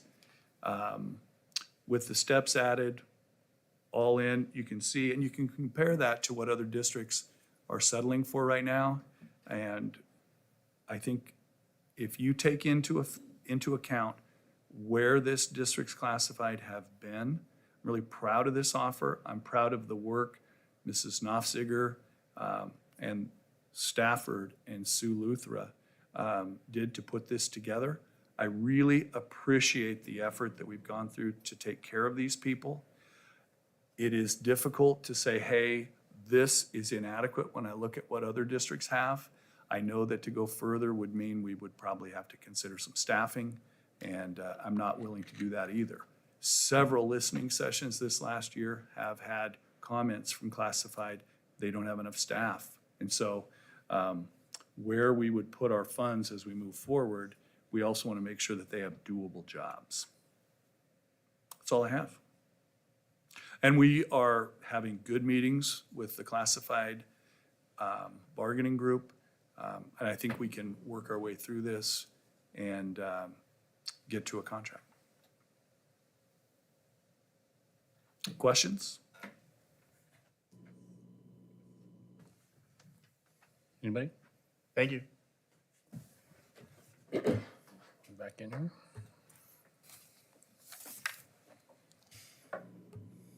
Okay, it's time for board member reports. Ryan, I'll pick on you. Anything? You know what, actually, I don't have anything. That's okay. I do not have anything either. Okay. Pete? I'm just excited to hear all the feedback from the teachers and administrators, and it seems like things are going really well. I'm happy to hear that the behaviors and things have improved. I look forward to continuing our behavior workshop in the future, and just kind of excited to get back to school. I know my kids are loving it. My daughter's a freshman, and she is totally engaged with, you know, what's the dress-up day and all the other stuff. So it's neat to see kids out having fun and getting interactions, and so I'm real excited to see that.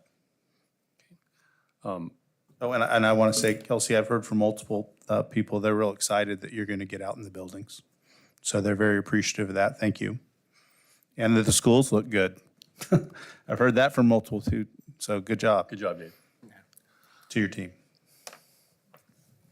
I just wanted to say that I've been at several of the bargaining sessions, and I see some of my new friends there that I've got to meet and get to know during the bargaining sessions. I think it's been real productive. We've got one tomorrow night, and I look forward to keep working with you and being there and being supportive. And hopefully we can get to a contract and get back to doing other stuff. All right, so that's all I really had on that. And so now we go to the student board reports. And have you guys arm wrestled over who's going to go first tonight?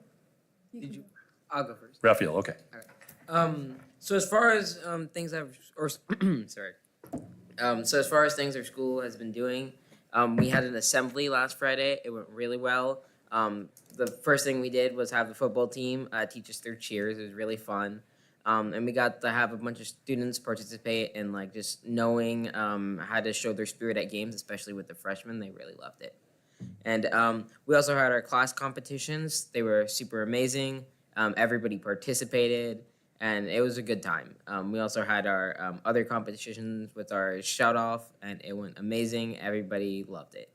I think as far as like our games and stuff, like the volleyball game we had and the football game we had, we've been having a lot of like school spirit in a sense of everyone's getting along together and really enjoying themselves. We also rolled out our Rowdy Point system with the 5-star app, and as far as now, there's not too much to it. We don't have that many prizes, but we have a lot of things in store, and students are really looking forward to the opportunities that it can bring, and they're enjoying it.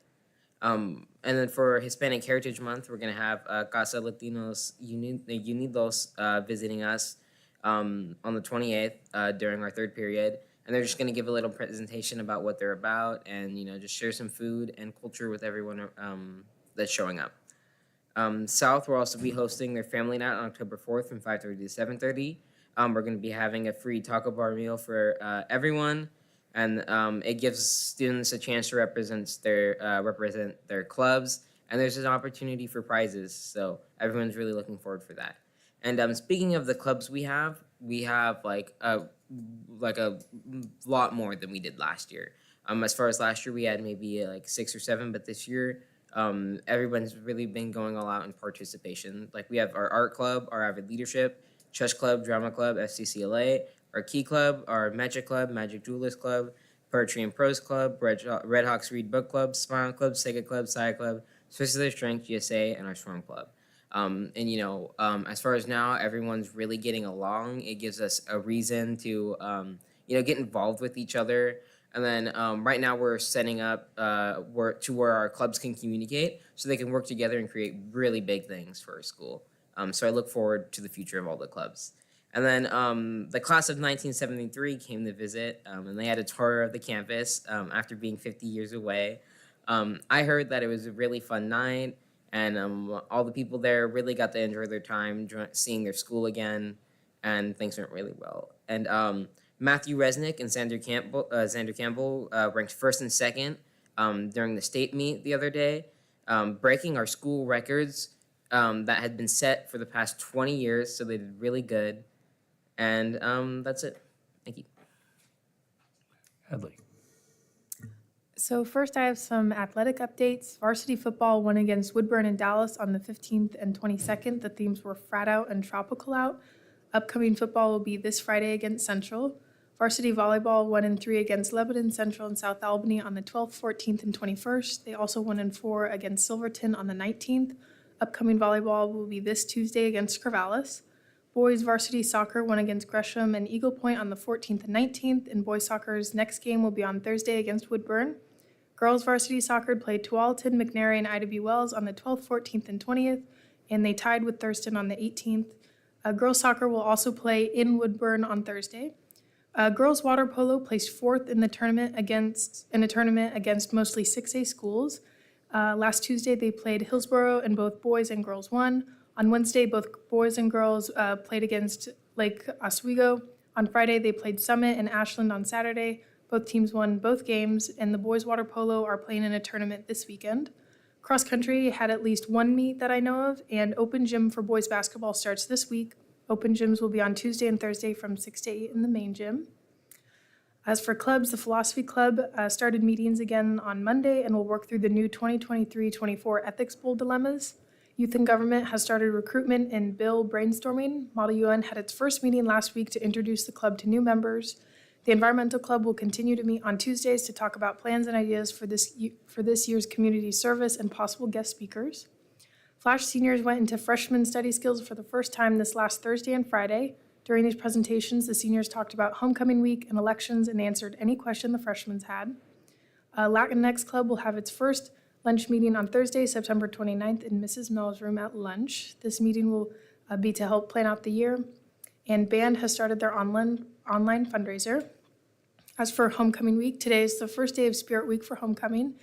Today's dress up was PJ Day, which is my personal favorite. Tuesday is Twin Day, rhyme without reason. So you match up with someone. For example, someone can dress like a mobster and you dress as a lobster, like Smurf and Surf, Spock and Jock. Wednesday is Jersey Day, and all of Powder Puff players can wear their jerseys. Thursday is Barbie versus Oppenheimer, and Friday is Wild West themed. On Wednesday at 6:30, Powder Tough Volleyball, which is the junior versus senior boys, play at the stadium, and right after that, at 7 o'clock, is the Powder Puff football game, where the juniors and senior girls play at the stadium, and around 8:30 will be the after party in the end zone. On Friday, West will have its homecoming assembly during the day. This is where junior and senior boys get to do their cheer competition. And then our homecoming football game is at 7 against Central. The homecoming court coronation will be at halftime. Saturday is the homecoming dance in the main gym. The theme was revealed at a mini assembly where this guy on a huge Harley-Davidson motorcycle came and did a few laps around the main gym. And there was like metal music playing and smoke machines, and it was like really cool. It's Harley-Davidson themed. Students can dress up in biker theme, such as leather and spiked hair. Tickets will be $10 in the lobby or at the door. And the dance starts at 8 and goes till 10. And I believe that there is staggered admittance for upperclassmen and lowerclassmen. Elections, the dates for ASB and class elections will still be on the 5th and 6th of October. Part of the flash meeting was also informing freshmen on how these elections work and the difference between ASB and class elections. And I'd also like to talk about Little Women is this year's Falls play for West. On the 12th and 13th of September were auditions, callbacks were on the 14th, and the cast list came out on the 15th. Rehearsals happened every day after school from 3:15 to 5:30. And I believe that the performance dates are the 2nd, 3rd, and 4th of November. I don't have any information on the fees or times at the moment, but I do encourage you to mark one of those dates on your calendars, as all of West's performances are incredible, and these students devote so much time and attention to these productions. That's all. Thanks, Ellie. Okay, I don't believe there are any community, or school presentations tonight. Is that true? On there? Okay, so we're going to go to the consent agenda. First one is personnel license. Looking for a motion. I'll move to approve personnel license as presented. I'll second. All in favor? Aye. Any opposed? Next, we move to personnel classified. Also looking for a motion. I'll move to approve classified personnel. Okay. I'll second. All in favor, say aye. Aye. Any opposed? Okay, one more, gentlemen. We're looking for a motion on the regular board meeting minutes from 9/11 of '23. Move to approve the regular board meeting minutes as presented. I'll second. All in favor? Aye. Any opposed? Okay, moving on to restraint seclusion report. I'd like to introduce Special Education Director Krista McGuire to make the report, as well as Rebecca Wellman, Jacob Peterson, not here. Jacob is homesick this Okay, evening. very good. All right, good evening. I am Dr. Krista McGuire. I'm the Director of Special Programs, and I have with me Rebecca Wellman, who is part of our district behavior team and also one of our MANT trainers. And so we're here this evening because by ODE, we're required to report annually to the board the number of incidents of physical restraint and seclusion. And so we have that information, but I also wanted to be able to talk a little bit about our MANT system. I know you've heard some about it in some of the other meetings. And so that's why I've asked our MANT trainers to be here to provide a little bit of additional information for you this evening. So you have this report in your packet, but the total number of incidents involving physical restraint for this is last year's data, so the 22-23 school year, we had 36 incidences of restraint. We had 4 incidences involving seclusion, 0 incidences of seclusion in a locked room. The number of students who were placed in restraint were 18 students in the district, and so there were 36 incidences of restraint, which means we have some students who experience more than one incident of restraint during their year. The total number of students who were placed in seclusion is 4, so each of the students who were in seclusion only experienced that one time, not multiple times. And then the number of injuries that resulted were 2 injuries, and both of those injuries were to staff, not students. This is a little bit of a description. We have to describe what we're doing. Number G is the number of students who are placed in restraint or seclusion more than 10 times during the course of a school year. And we didn't have any students this last school year that were restrained 10 or more times or secluded 10 or more times. I'm not going to read through this because this really is part of what Rebecca is going to talk about. We have to give a description of how we're working toward decreasing our incidents, and so that's something she's going to talk about. And then the number of incidences that involved untrained personnel were 0. So all of our people who are engaging in either the use of restraint or seclusion have all been through our MANT training program, which is our de-escalation and restraint training program. So I do like to provide kind of an overview of where we've been and where we're at. And so this is 5 years comparison data of our district restraints. And so the first graph is by year for the 18-19. And keeping in mind that we had COVID and a small cohort, so that especially that year in the middle, the green, That was during the 2021 school year, which we didn't have most of our students in school for the majority of that year. That was during distance learning and our limited in-person instruction, and so that was a smaller year. But you can see that we have trended downward for the last 5 years pretty significantly. And then during the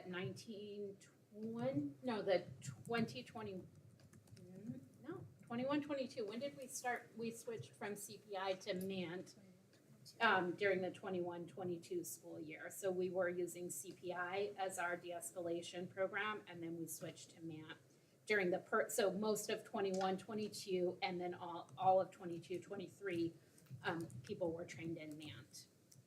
The second graph is the number of students who are placed in restraint. That's always been smaller numbers, the number of students, but we're still declining there. And then the number of incidents involving untrained staff has always been a small number, and we are maintaining that, doing a really good job of getting key people trained in each of our buildings so that we have people who are able to respond safely and appropriately. Question, if you go back to that last slide, I note that we have a lot of, discussion and description about what COVID did, and yet I'm looking at the blue line on the left, 18-19. Is there any causes that you can attribute to that, or was that a lack of training, or? It was a really tough year. He wasn't the special ed director, I was. Okay. And they've done a great job. Numbers are way down. Good job. Yeah. It's awesome. I mean, I think That's that really we good. have been, and probably even prior to that, if you look back, to 17-18, it was probably even higher. And Really? So I think, the more we have trained people, the more we really embrace the training and really look at trauma-informed practices and all of those things the things that you can do proactively. We also significantly increased during that time our behavior team and the ability to be out and supporting people. So I know that there were things happening already that were probably already trending us down. That's really powerful. Thank you. And so then this is the number of incidences of seclusion. Last year looks like, quite a big number. We're still talking 14 students on that one, 14 incidences of seclusion. Prior to, there's been a big push to decrease seclusion. Last year we started looking at some of our students who were being restrained were large, and we felt that it was safer and had plans in place and meetings and plans with families that seclusion was actually a safer alternative at that point, and so that may be that bigger number. And so the number of students in restraint or seclusion more than 10 times, again, we were trending down in that. Like, we're not seeing students who are being restrained or secluded over and over and over. So trending down there. We have to provide a breakdown of our demographics, looking at the students, the demographic data for the students who have experienced restraint or seclusion is on the left, and then the comparison data for the district as a whole. And so I think that one of the things that you can see from this, and again, it's a small data set, but our Black students and actually our white students are more significantly likely to experience than their cohort. And so I think that's particularly problemsome, it's not a word, but concerning when it relates to any student of color and their experience with any type of physical intervention. So I think that's a number that we need to pay attention to, even though it represents 3 students. Those are the experiences of 3 real students in our district. We are under in terms of our Hispanic student, and then our other demographics didn't have any in those categories. I think on this page it also is revealing that if you are a male in our system, you are definitely more likely to experience restraint compared to the percentage of males in our district, non-binary, as well as then our students on IEPs and our economically disadvantaged student. And so what I take from that is if you're a student on an IEP who's economically disadvantaged, who's a male, and who is also Black, you may be fairly likely to experience the incident of a physical restraint in our district. So it's small representative numbers that, you know, the N size wouldn't even, the sample size wouldn't even be necessarily valid on these, but I do think it's important to look at and consider what that data tells us. And so with that, I am going to turn it over to Rebecca to talk a little bit about our MANT system. All right, thank you, Kristen. So I am here because we thought it would be helpful if we talked a little bit about MANT and what we do as trainers. Thank you. So MANT is really, I think the important thing to know about it is that it's really focused on the preventative and proactive pieces. And with that, MANT really tries to build its training on the foundation of healthy relationships. So healthy relationships with our students, having strong relationships, trusting relationships, but also with each other. So we can work as a team, we can support those students.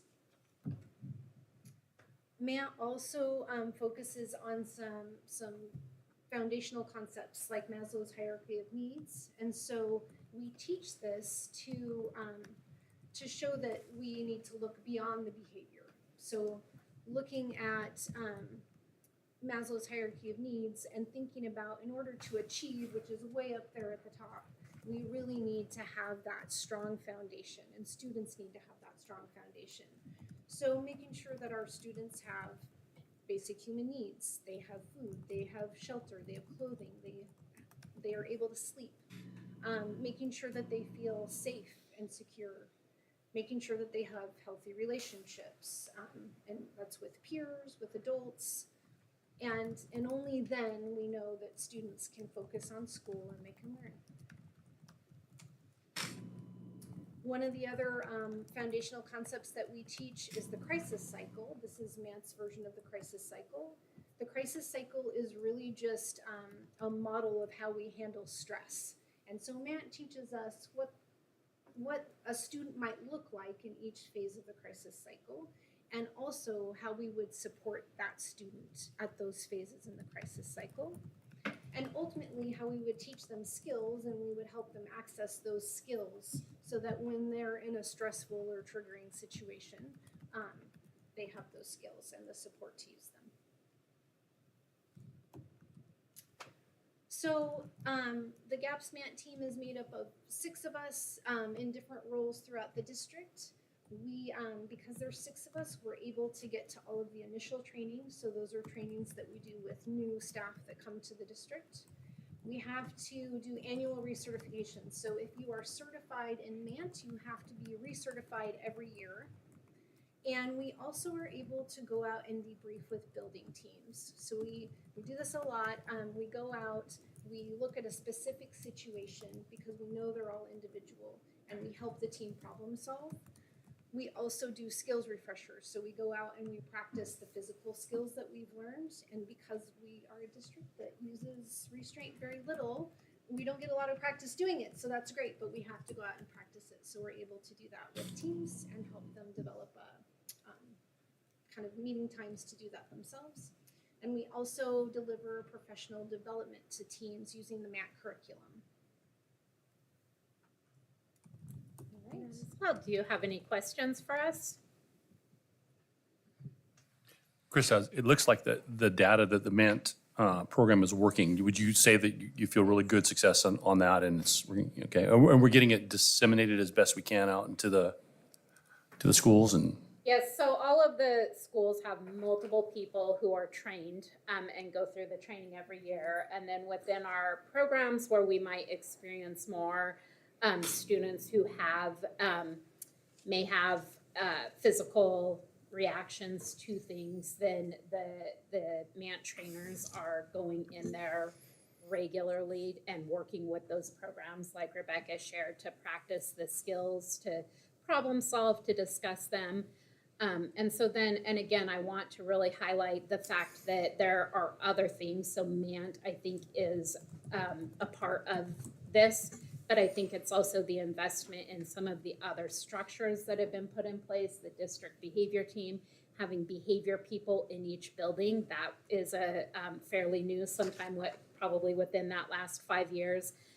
The emphasis on having building-based behavior people that are able to really work on that, and really looking, I know we've done at places in the district, there's been an investment on collaborative problem solving, trauma-informed practices, and all of these things really tie together.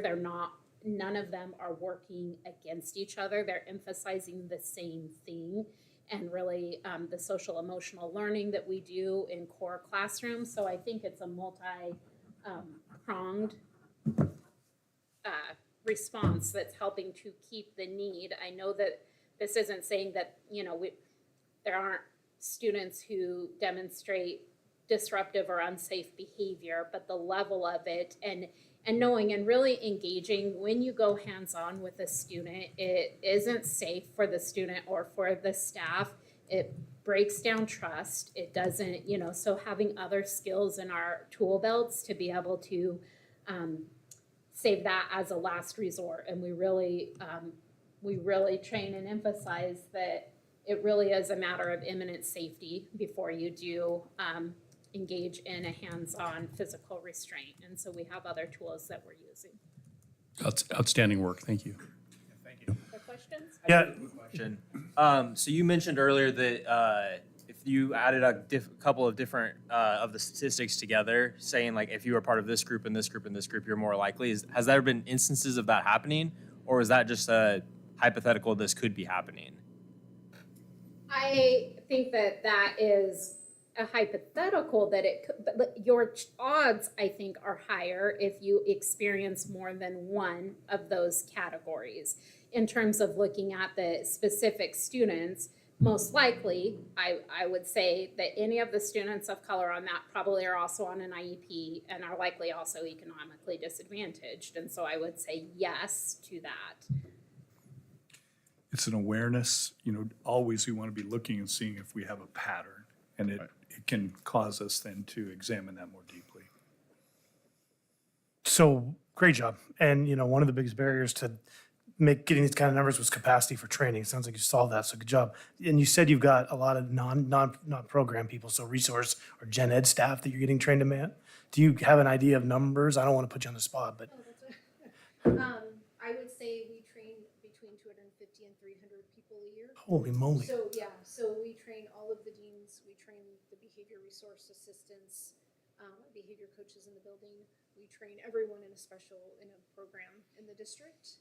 And in addition, we also have an optional training for principals, and most of them come and really enjoy being leaders in MANT as well. Wow, that's awesome. So then last year at some of the listening sessions, we had some classified staff show up and say they're frustrated they're not getting any behavior training. But it sounds like they are getting behavior training. So or maybe they weren't going to that, or I guess maybe that's not a question. Maybe that's just a statement. I think there are others who are requesting just collaborative problem solving. They might just be not in a special classroom, but just on the playground. Gotcha. Okay. Nice work. And we've actually done a lot of professional development around the district and work specifically with recess assistants and different groups of staff within buildings. Yeah, good. Very good job. Thank you for taking the time Thank to you. come and share with us tonight. Appreciate that. Thanks so much.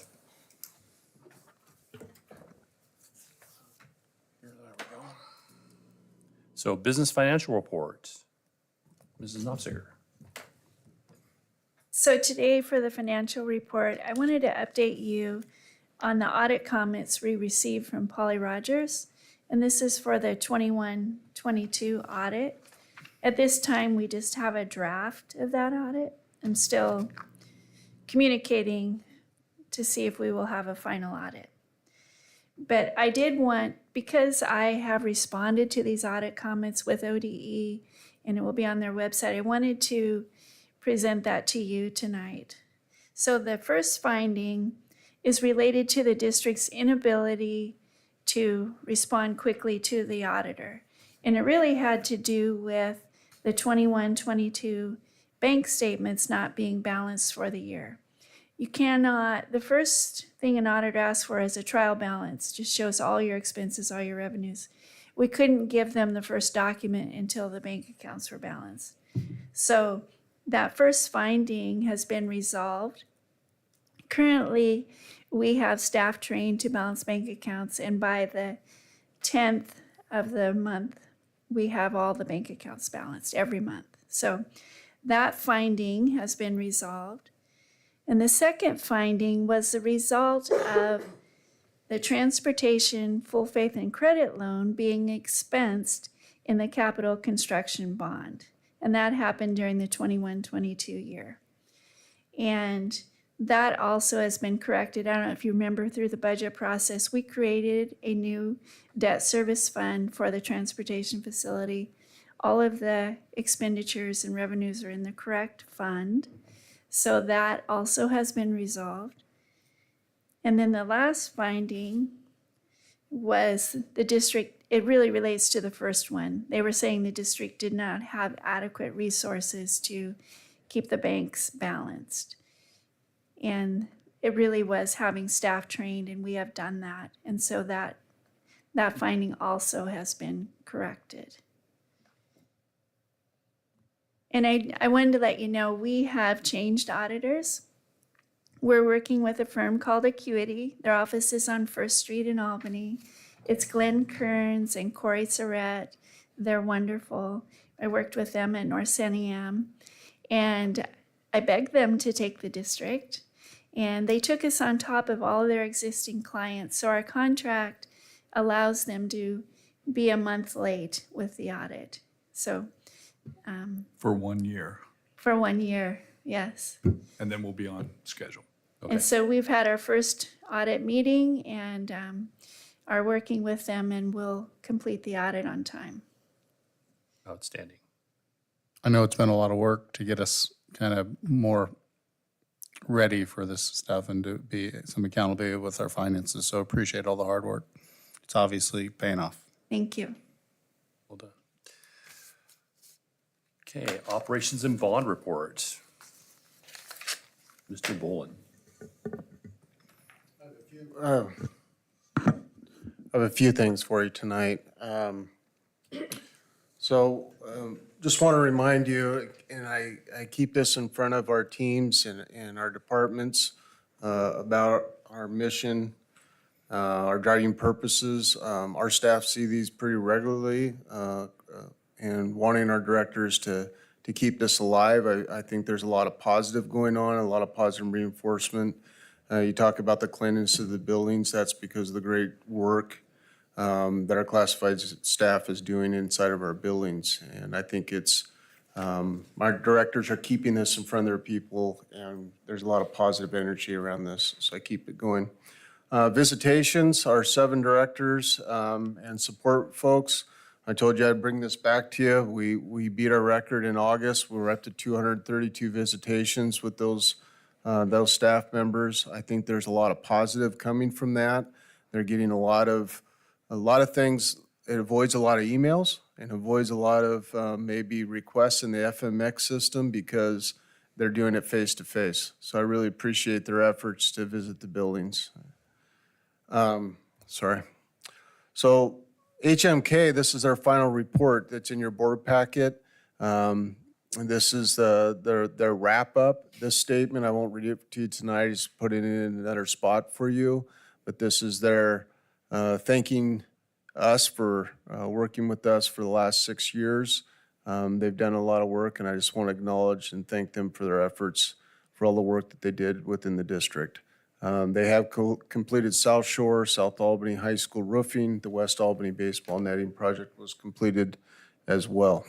And we're working on a transition plan with them as we speak. So our upcoming large project, Sunrise Elementary School, is a bond project. The design's in final staging. We're going to bid November, and that's gonna summer 24 completion project. Central Elementary School is an ESTR funded project. We have testing going on in one room with some units. We've had some delay in some parts for that.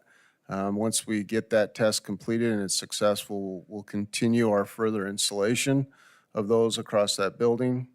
And just to recap of bond funds, kind of what we have in allocated projects left, and what we have in some unallocated projects as well. We'll be confirming all these numbers next month when we transition with HMK. Our day of service that we advertised last meeting, we had about 140 volunteers, 120 to 140.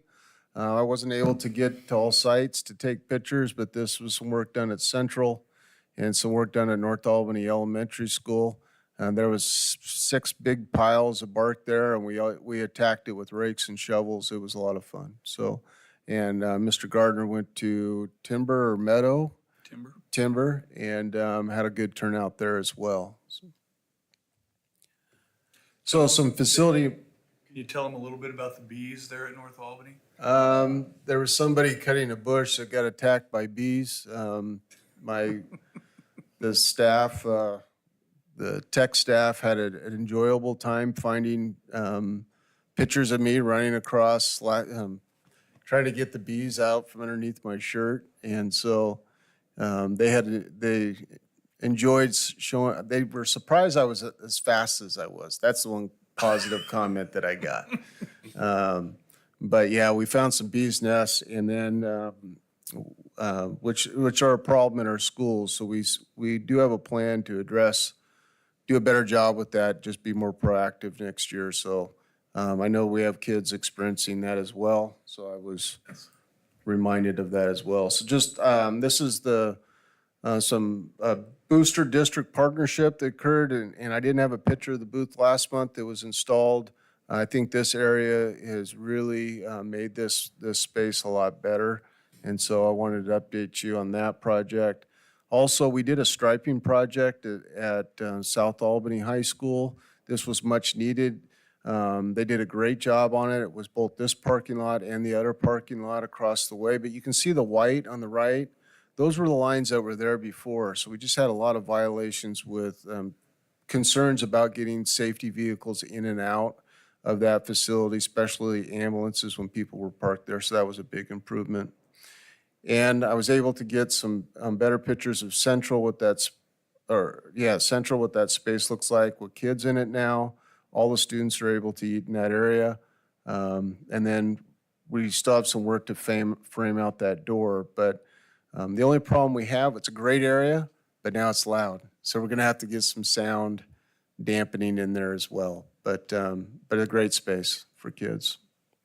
Just a couple of department highlights. Transportation, we've seen an incredible increase in riders this year, which has been a challenge for the department, but they've handled that well. We've had no route cancellations. We were close this morning with some sickness, but no route cancellations yet. They worked really hard to improve their on-time pickup rates. We had some schools that were, buses were getting to about 30 minutes after school, and they've done a great job of working with the schools and tighten that up. And then just to report out, Liberty early start time, we've had no concerns with traffic there at this time. So it's worked out really well. The plan that Liberty put in place was excellent, and they've done a great job there with that. Facilities, September work orders, 394 were created. We closed 194 of those, and we actually closed a total of 317 tickets. So some of them were from the summer that were closed, but those guys are working really hard. Technology, same thing, 261 tickets, 210 closed. They're really proud of the fact that each one, their average response time is 1.5 days. They're really doing great work as well. Food service, just some quick numbers there. Breakfast, we're about where we served breakfast than last year. So last year we were 44,000, this year 43. And lunch, our lunch numbers are up a little bit for September, and Scott and his staff is doing a great job there. And that's all I had tonight. I had a question. Yeah, go ahead. Do you track on time for your bus routes, like making sure everybody's getting to school before school starts or getting there on time? I'm not sure. I think it's more Helen might be able to answer that. But I think it's more, I think it's just question and discussion back with the drivers of how they're being, if they're getting to their stops on time. So I think there's a lot of dialogue going on right now between the routers and the drivers. That would be my assumption. Am I close, Helen? I know the beginning of the year can be tricky getting kids in and off the bus, and it tends to be a little late, and then that tends to even out. So I guess I'm just wondering. Yeah. And Did you, Helen, do you want to go ahead and step up? That's fine. she might bail me out here a little bit. I don't know if I can bail you out. I'm Helen Jacobs. I'm the Driver Development Coordinator, and I'm standing here for that purpose, not as my other positions that I hold. So we can look and see on our lovely system that Tyler has, and we can tell whether or not people are getting to schools and what time. For the most part, most of our buses do receive and get there in plenty of time, and I believe that we've been running very well this year. If it's not, then we make adjustments, and we do have conversations with drivers about not getting to school on time. If anybody has any concerns, they are more than willing to make those phone calls to transportation, and we'll make that happen to make a fix. The process, though, probably would be principal calls transportation, right? Not teacher calls transportation. Yeah, we have parents who also call. Okay. So, but no, for the most part, it could be the office staff who makes that call. Sure. Okay. Whoever is available. But sometimes parents are teachers, so they make those calls. Yeah. Okay. But we are open to anybody who needs service and making it better. That's what transportation's about, getting kids safe to school and home. Appreciate that. Okay. Thank you. Anything else? Just great job to you and your team there. I've heard from multiple teachers that they understand that the response time has improved a lot, and also their work items when they have problems. So that's awesome. We have good staff and good people over there. Okay, moving on to board policy JHCD/JHCDA, medications. It's a district staff request change from the required to recommended. The previous rule was that first aid was required, and now or CPR to administer medications. Now it's just recommended, and that's been a change, I believe, by the legislature. And it's recommended to us by the staff. Yep, by staff. So, And we'd still have people that have CPR quals in all the buildings. It's just instead of all of them, it's just a certain amount. correct. So we're looking for a motion on this, gentlemen. I'll move to approve policy as presented, JHCD/JHCDA medications. I'll second. All in favor? Aye. Any opposed? Motion carries. Next policy we're looking at is JBA/GBN sexual harassment. And as there's been a change in the Executive Director of Human Resources, the rules require us to change the name, phone number of the administrator who is reporting that. And so we're just doing that function. We're not changing the policy. We're just correcting the name that's on there. And I'm looking for a motion. I move that we accept the change to JBA, GBN as written. I'll second. All in favor? Aye. Aye. Any opposed? Okay, looks like we're at other business, administrative regulations, JBA/GBN/AR. And this is to also to update and put on Susie Osborne's name, and we're required by law to indicate the name of the staff member in the policy, not just the position. So we're just putting her name on this. I'm seeking a motion on this. Oh, no need a motion? We're just, just for the future. Okay, sorry. And then also, I guess we have some discussion on English learners report. Yeah, and what you'll find there is a comprehensive report on English learners. And this is data, or the report is based on data from 2021-22. We do not need to take an action. This is upcoming, and it is information. Informational. Yeah. Just has to be So- shared with the board. Yeah, and so we have put it on here. You will be able to see that You can look at the statewide report, the demographics of English learners, participation in programs, language development, academic achievement, statistically, attendance, and state revenue and expenditures for English learners. One of the things that has often been said is when we just get the general fund, how do we allocate that? Is that allocated equitably based on the population of students we have? How do we put services together and direct those funds to some extent towards English learners, that sort of thing? And so that information is, I think, helpful and can guide us a little bit as we do the work in this district. And of course, we are watching, it's very slow, but we have climbed. Our underserved population is about 35, 36%. It varies a little bit. If we look 12 years down the road, it will be beyond 40%, right? We can see that we are continuing to change, and we'll just need to think about that as we move forward. So that's for your information. All right. If there's nothing else. I think we skipped over the future agenda item. Oh, did we? Let me see where. N. Oh, there was nothing there. Well, I didn't know if that was when we suggest future agenda items. So I'd like to suggest. Please, yes. Can we get some preliminary enrollment information next time? Okay. We're watching that with bated breath. Okay. It's not catastrophic. It is, I think, on the whole, elementary, middle, high school, stasis. Okay. I think elementary's down a little bit, high school's up. Did you predict the schools relatively, staffing wise, you're in pretty good shape, not having to move teachers from around buildings or anything? We did add one, we carried 2 in the budget to be assigned. I think we assigned 1 at this point. Good. That's all I had. I'll move to adjourn. I'll second. All in favor? Aye. Aye. He's adjourned.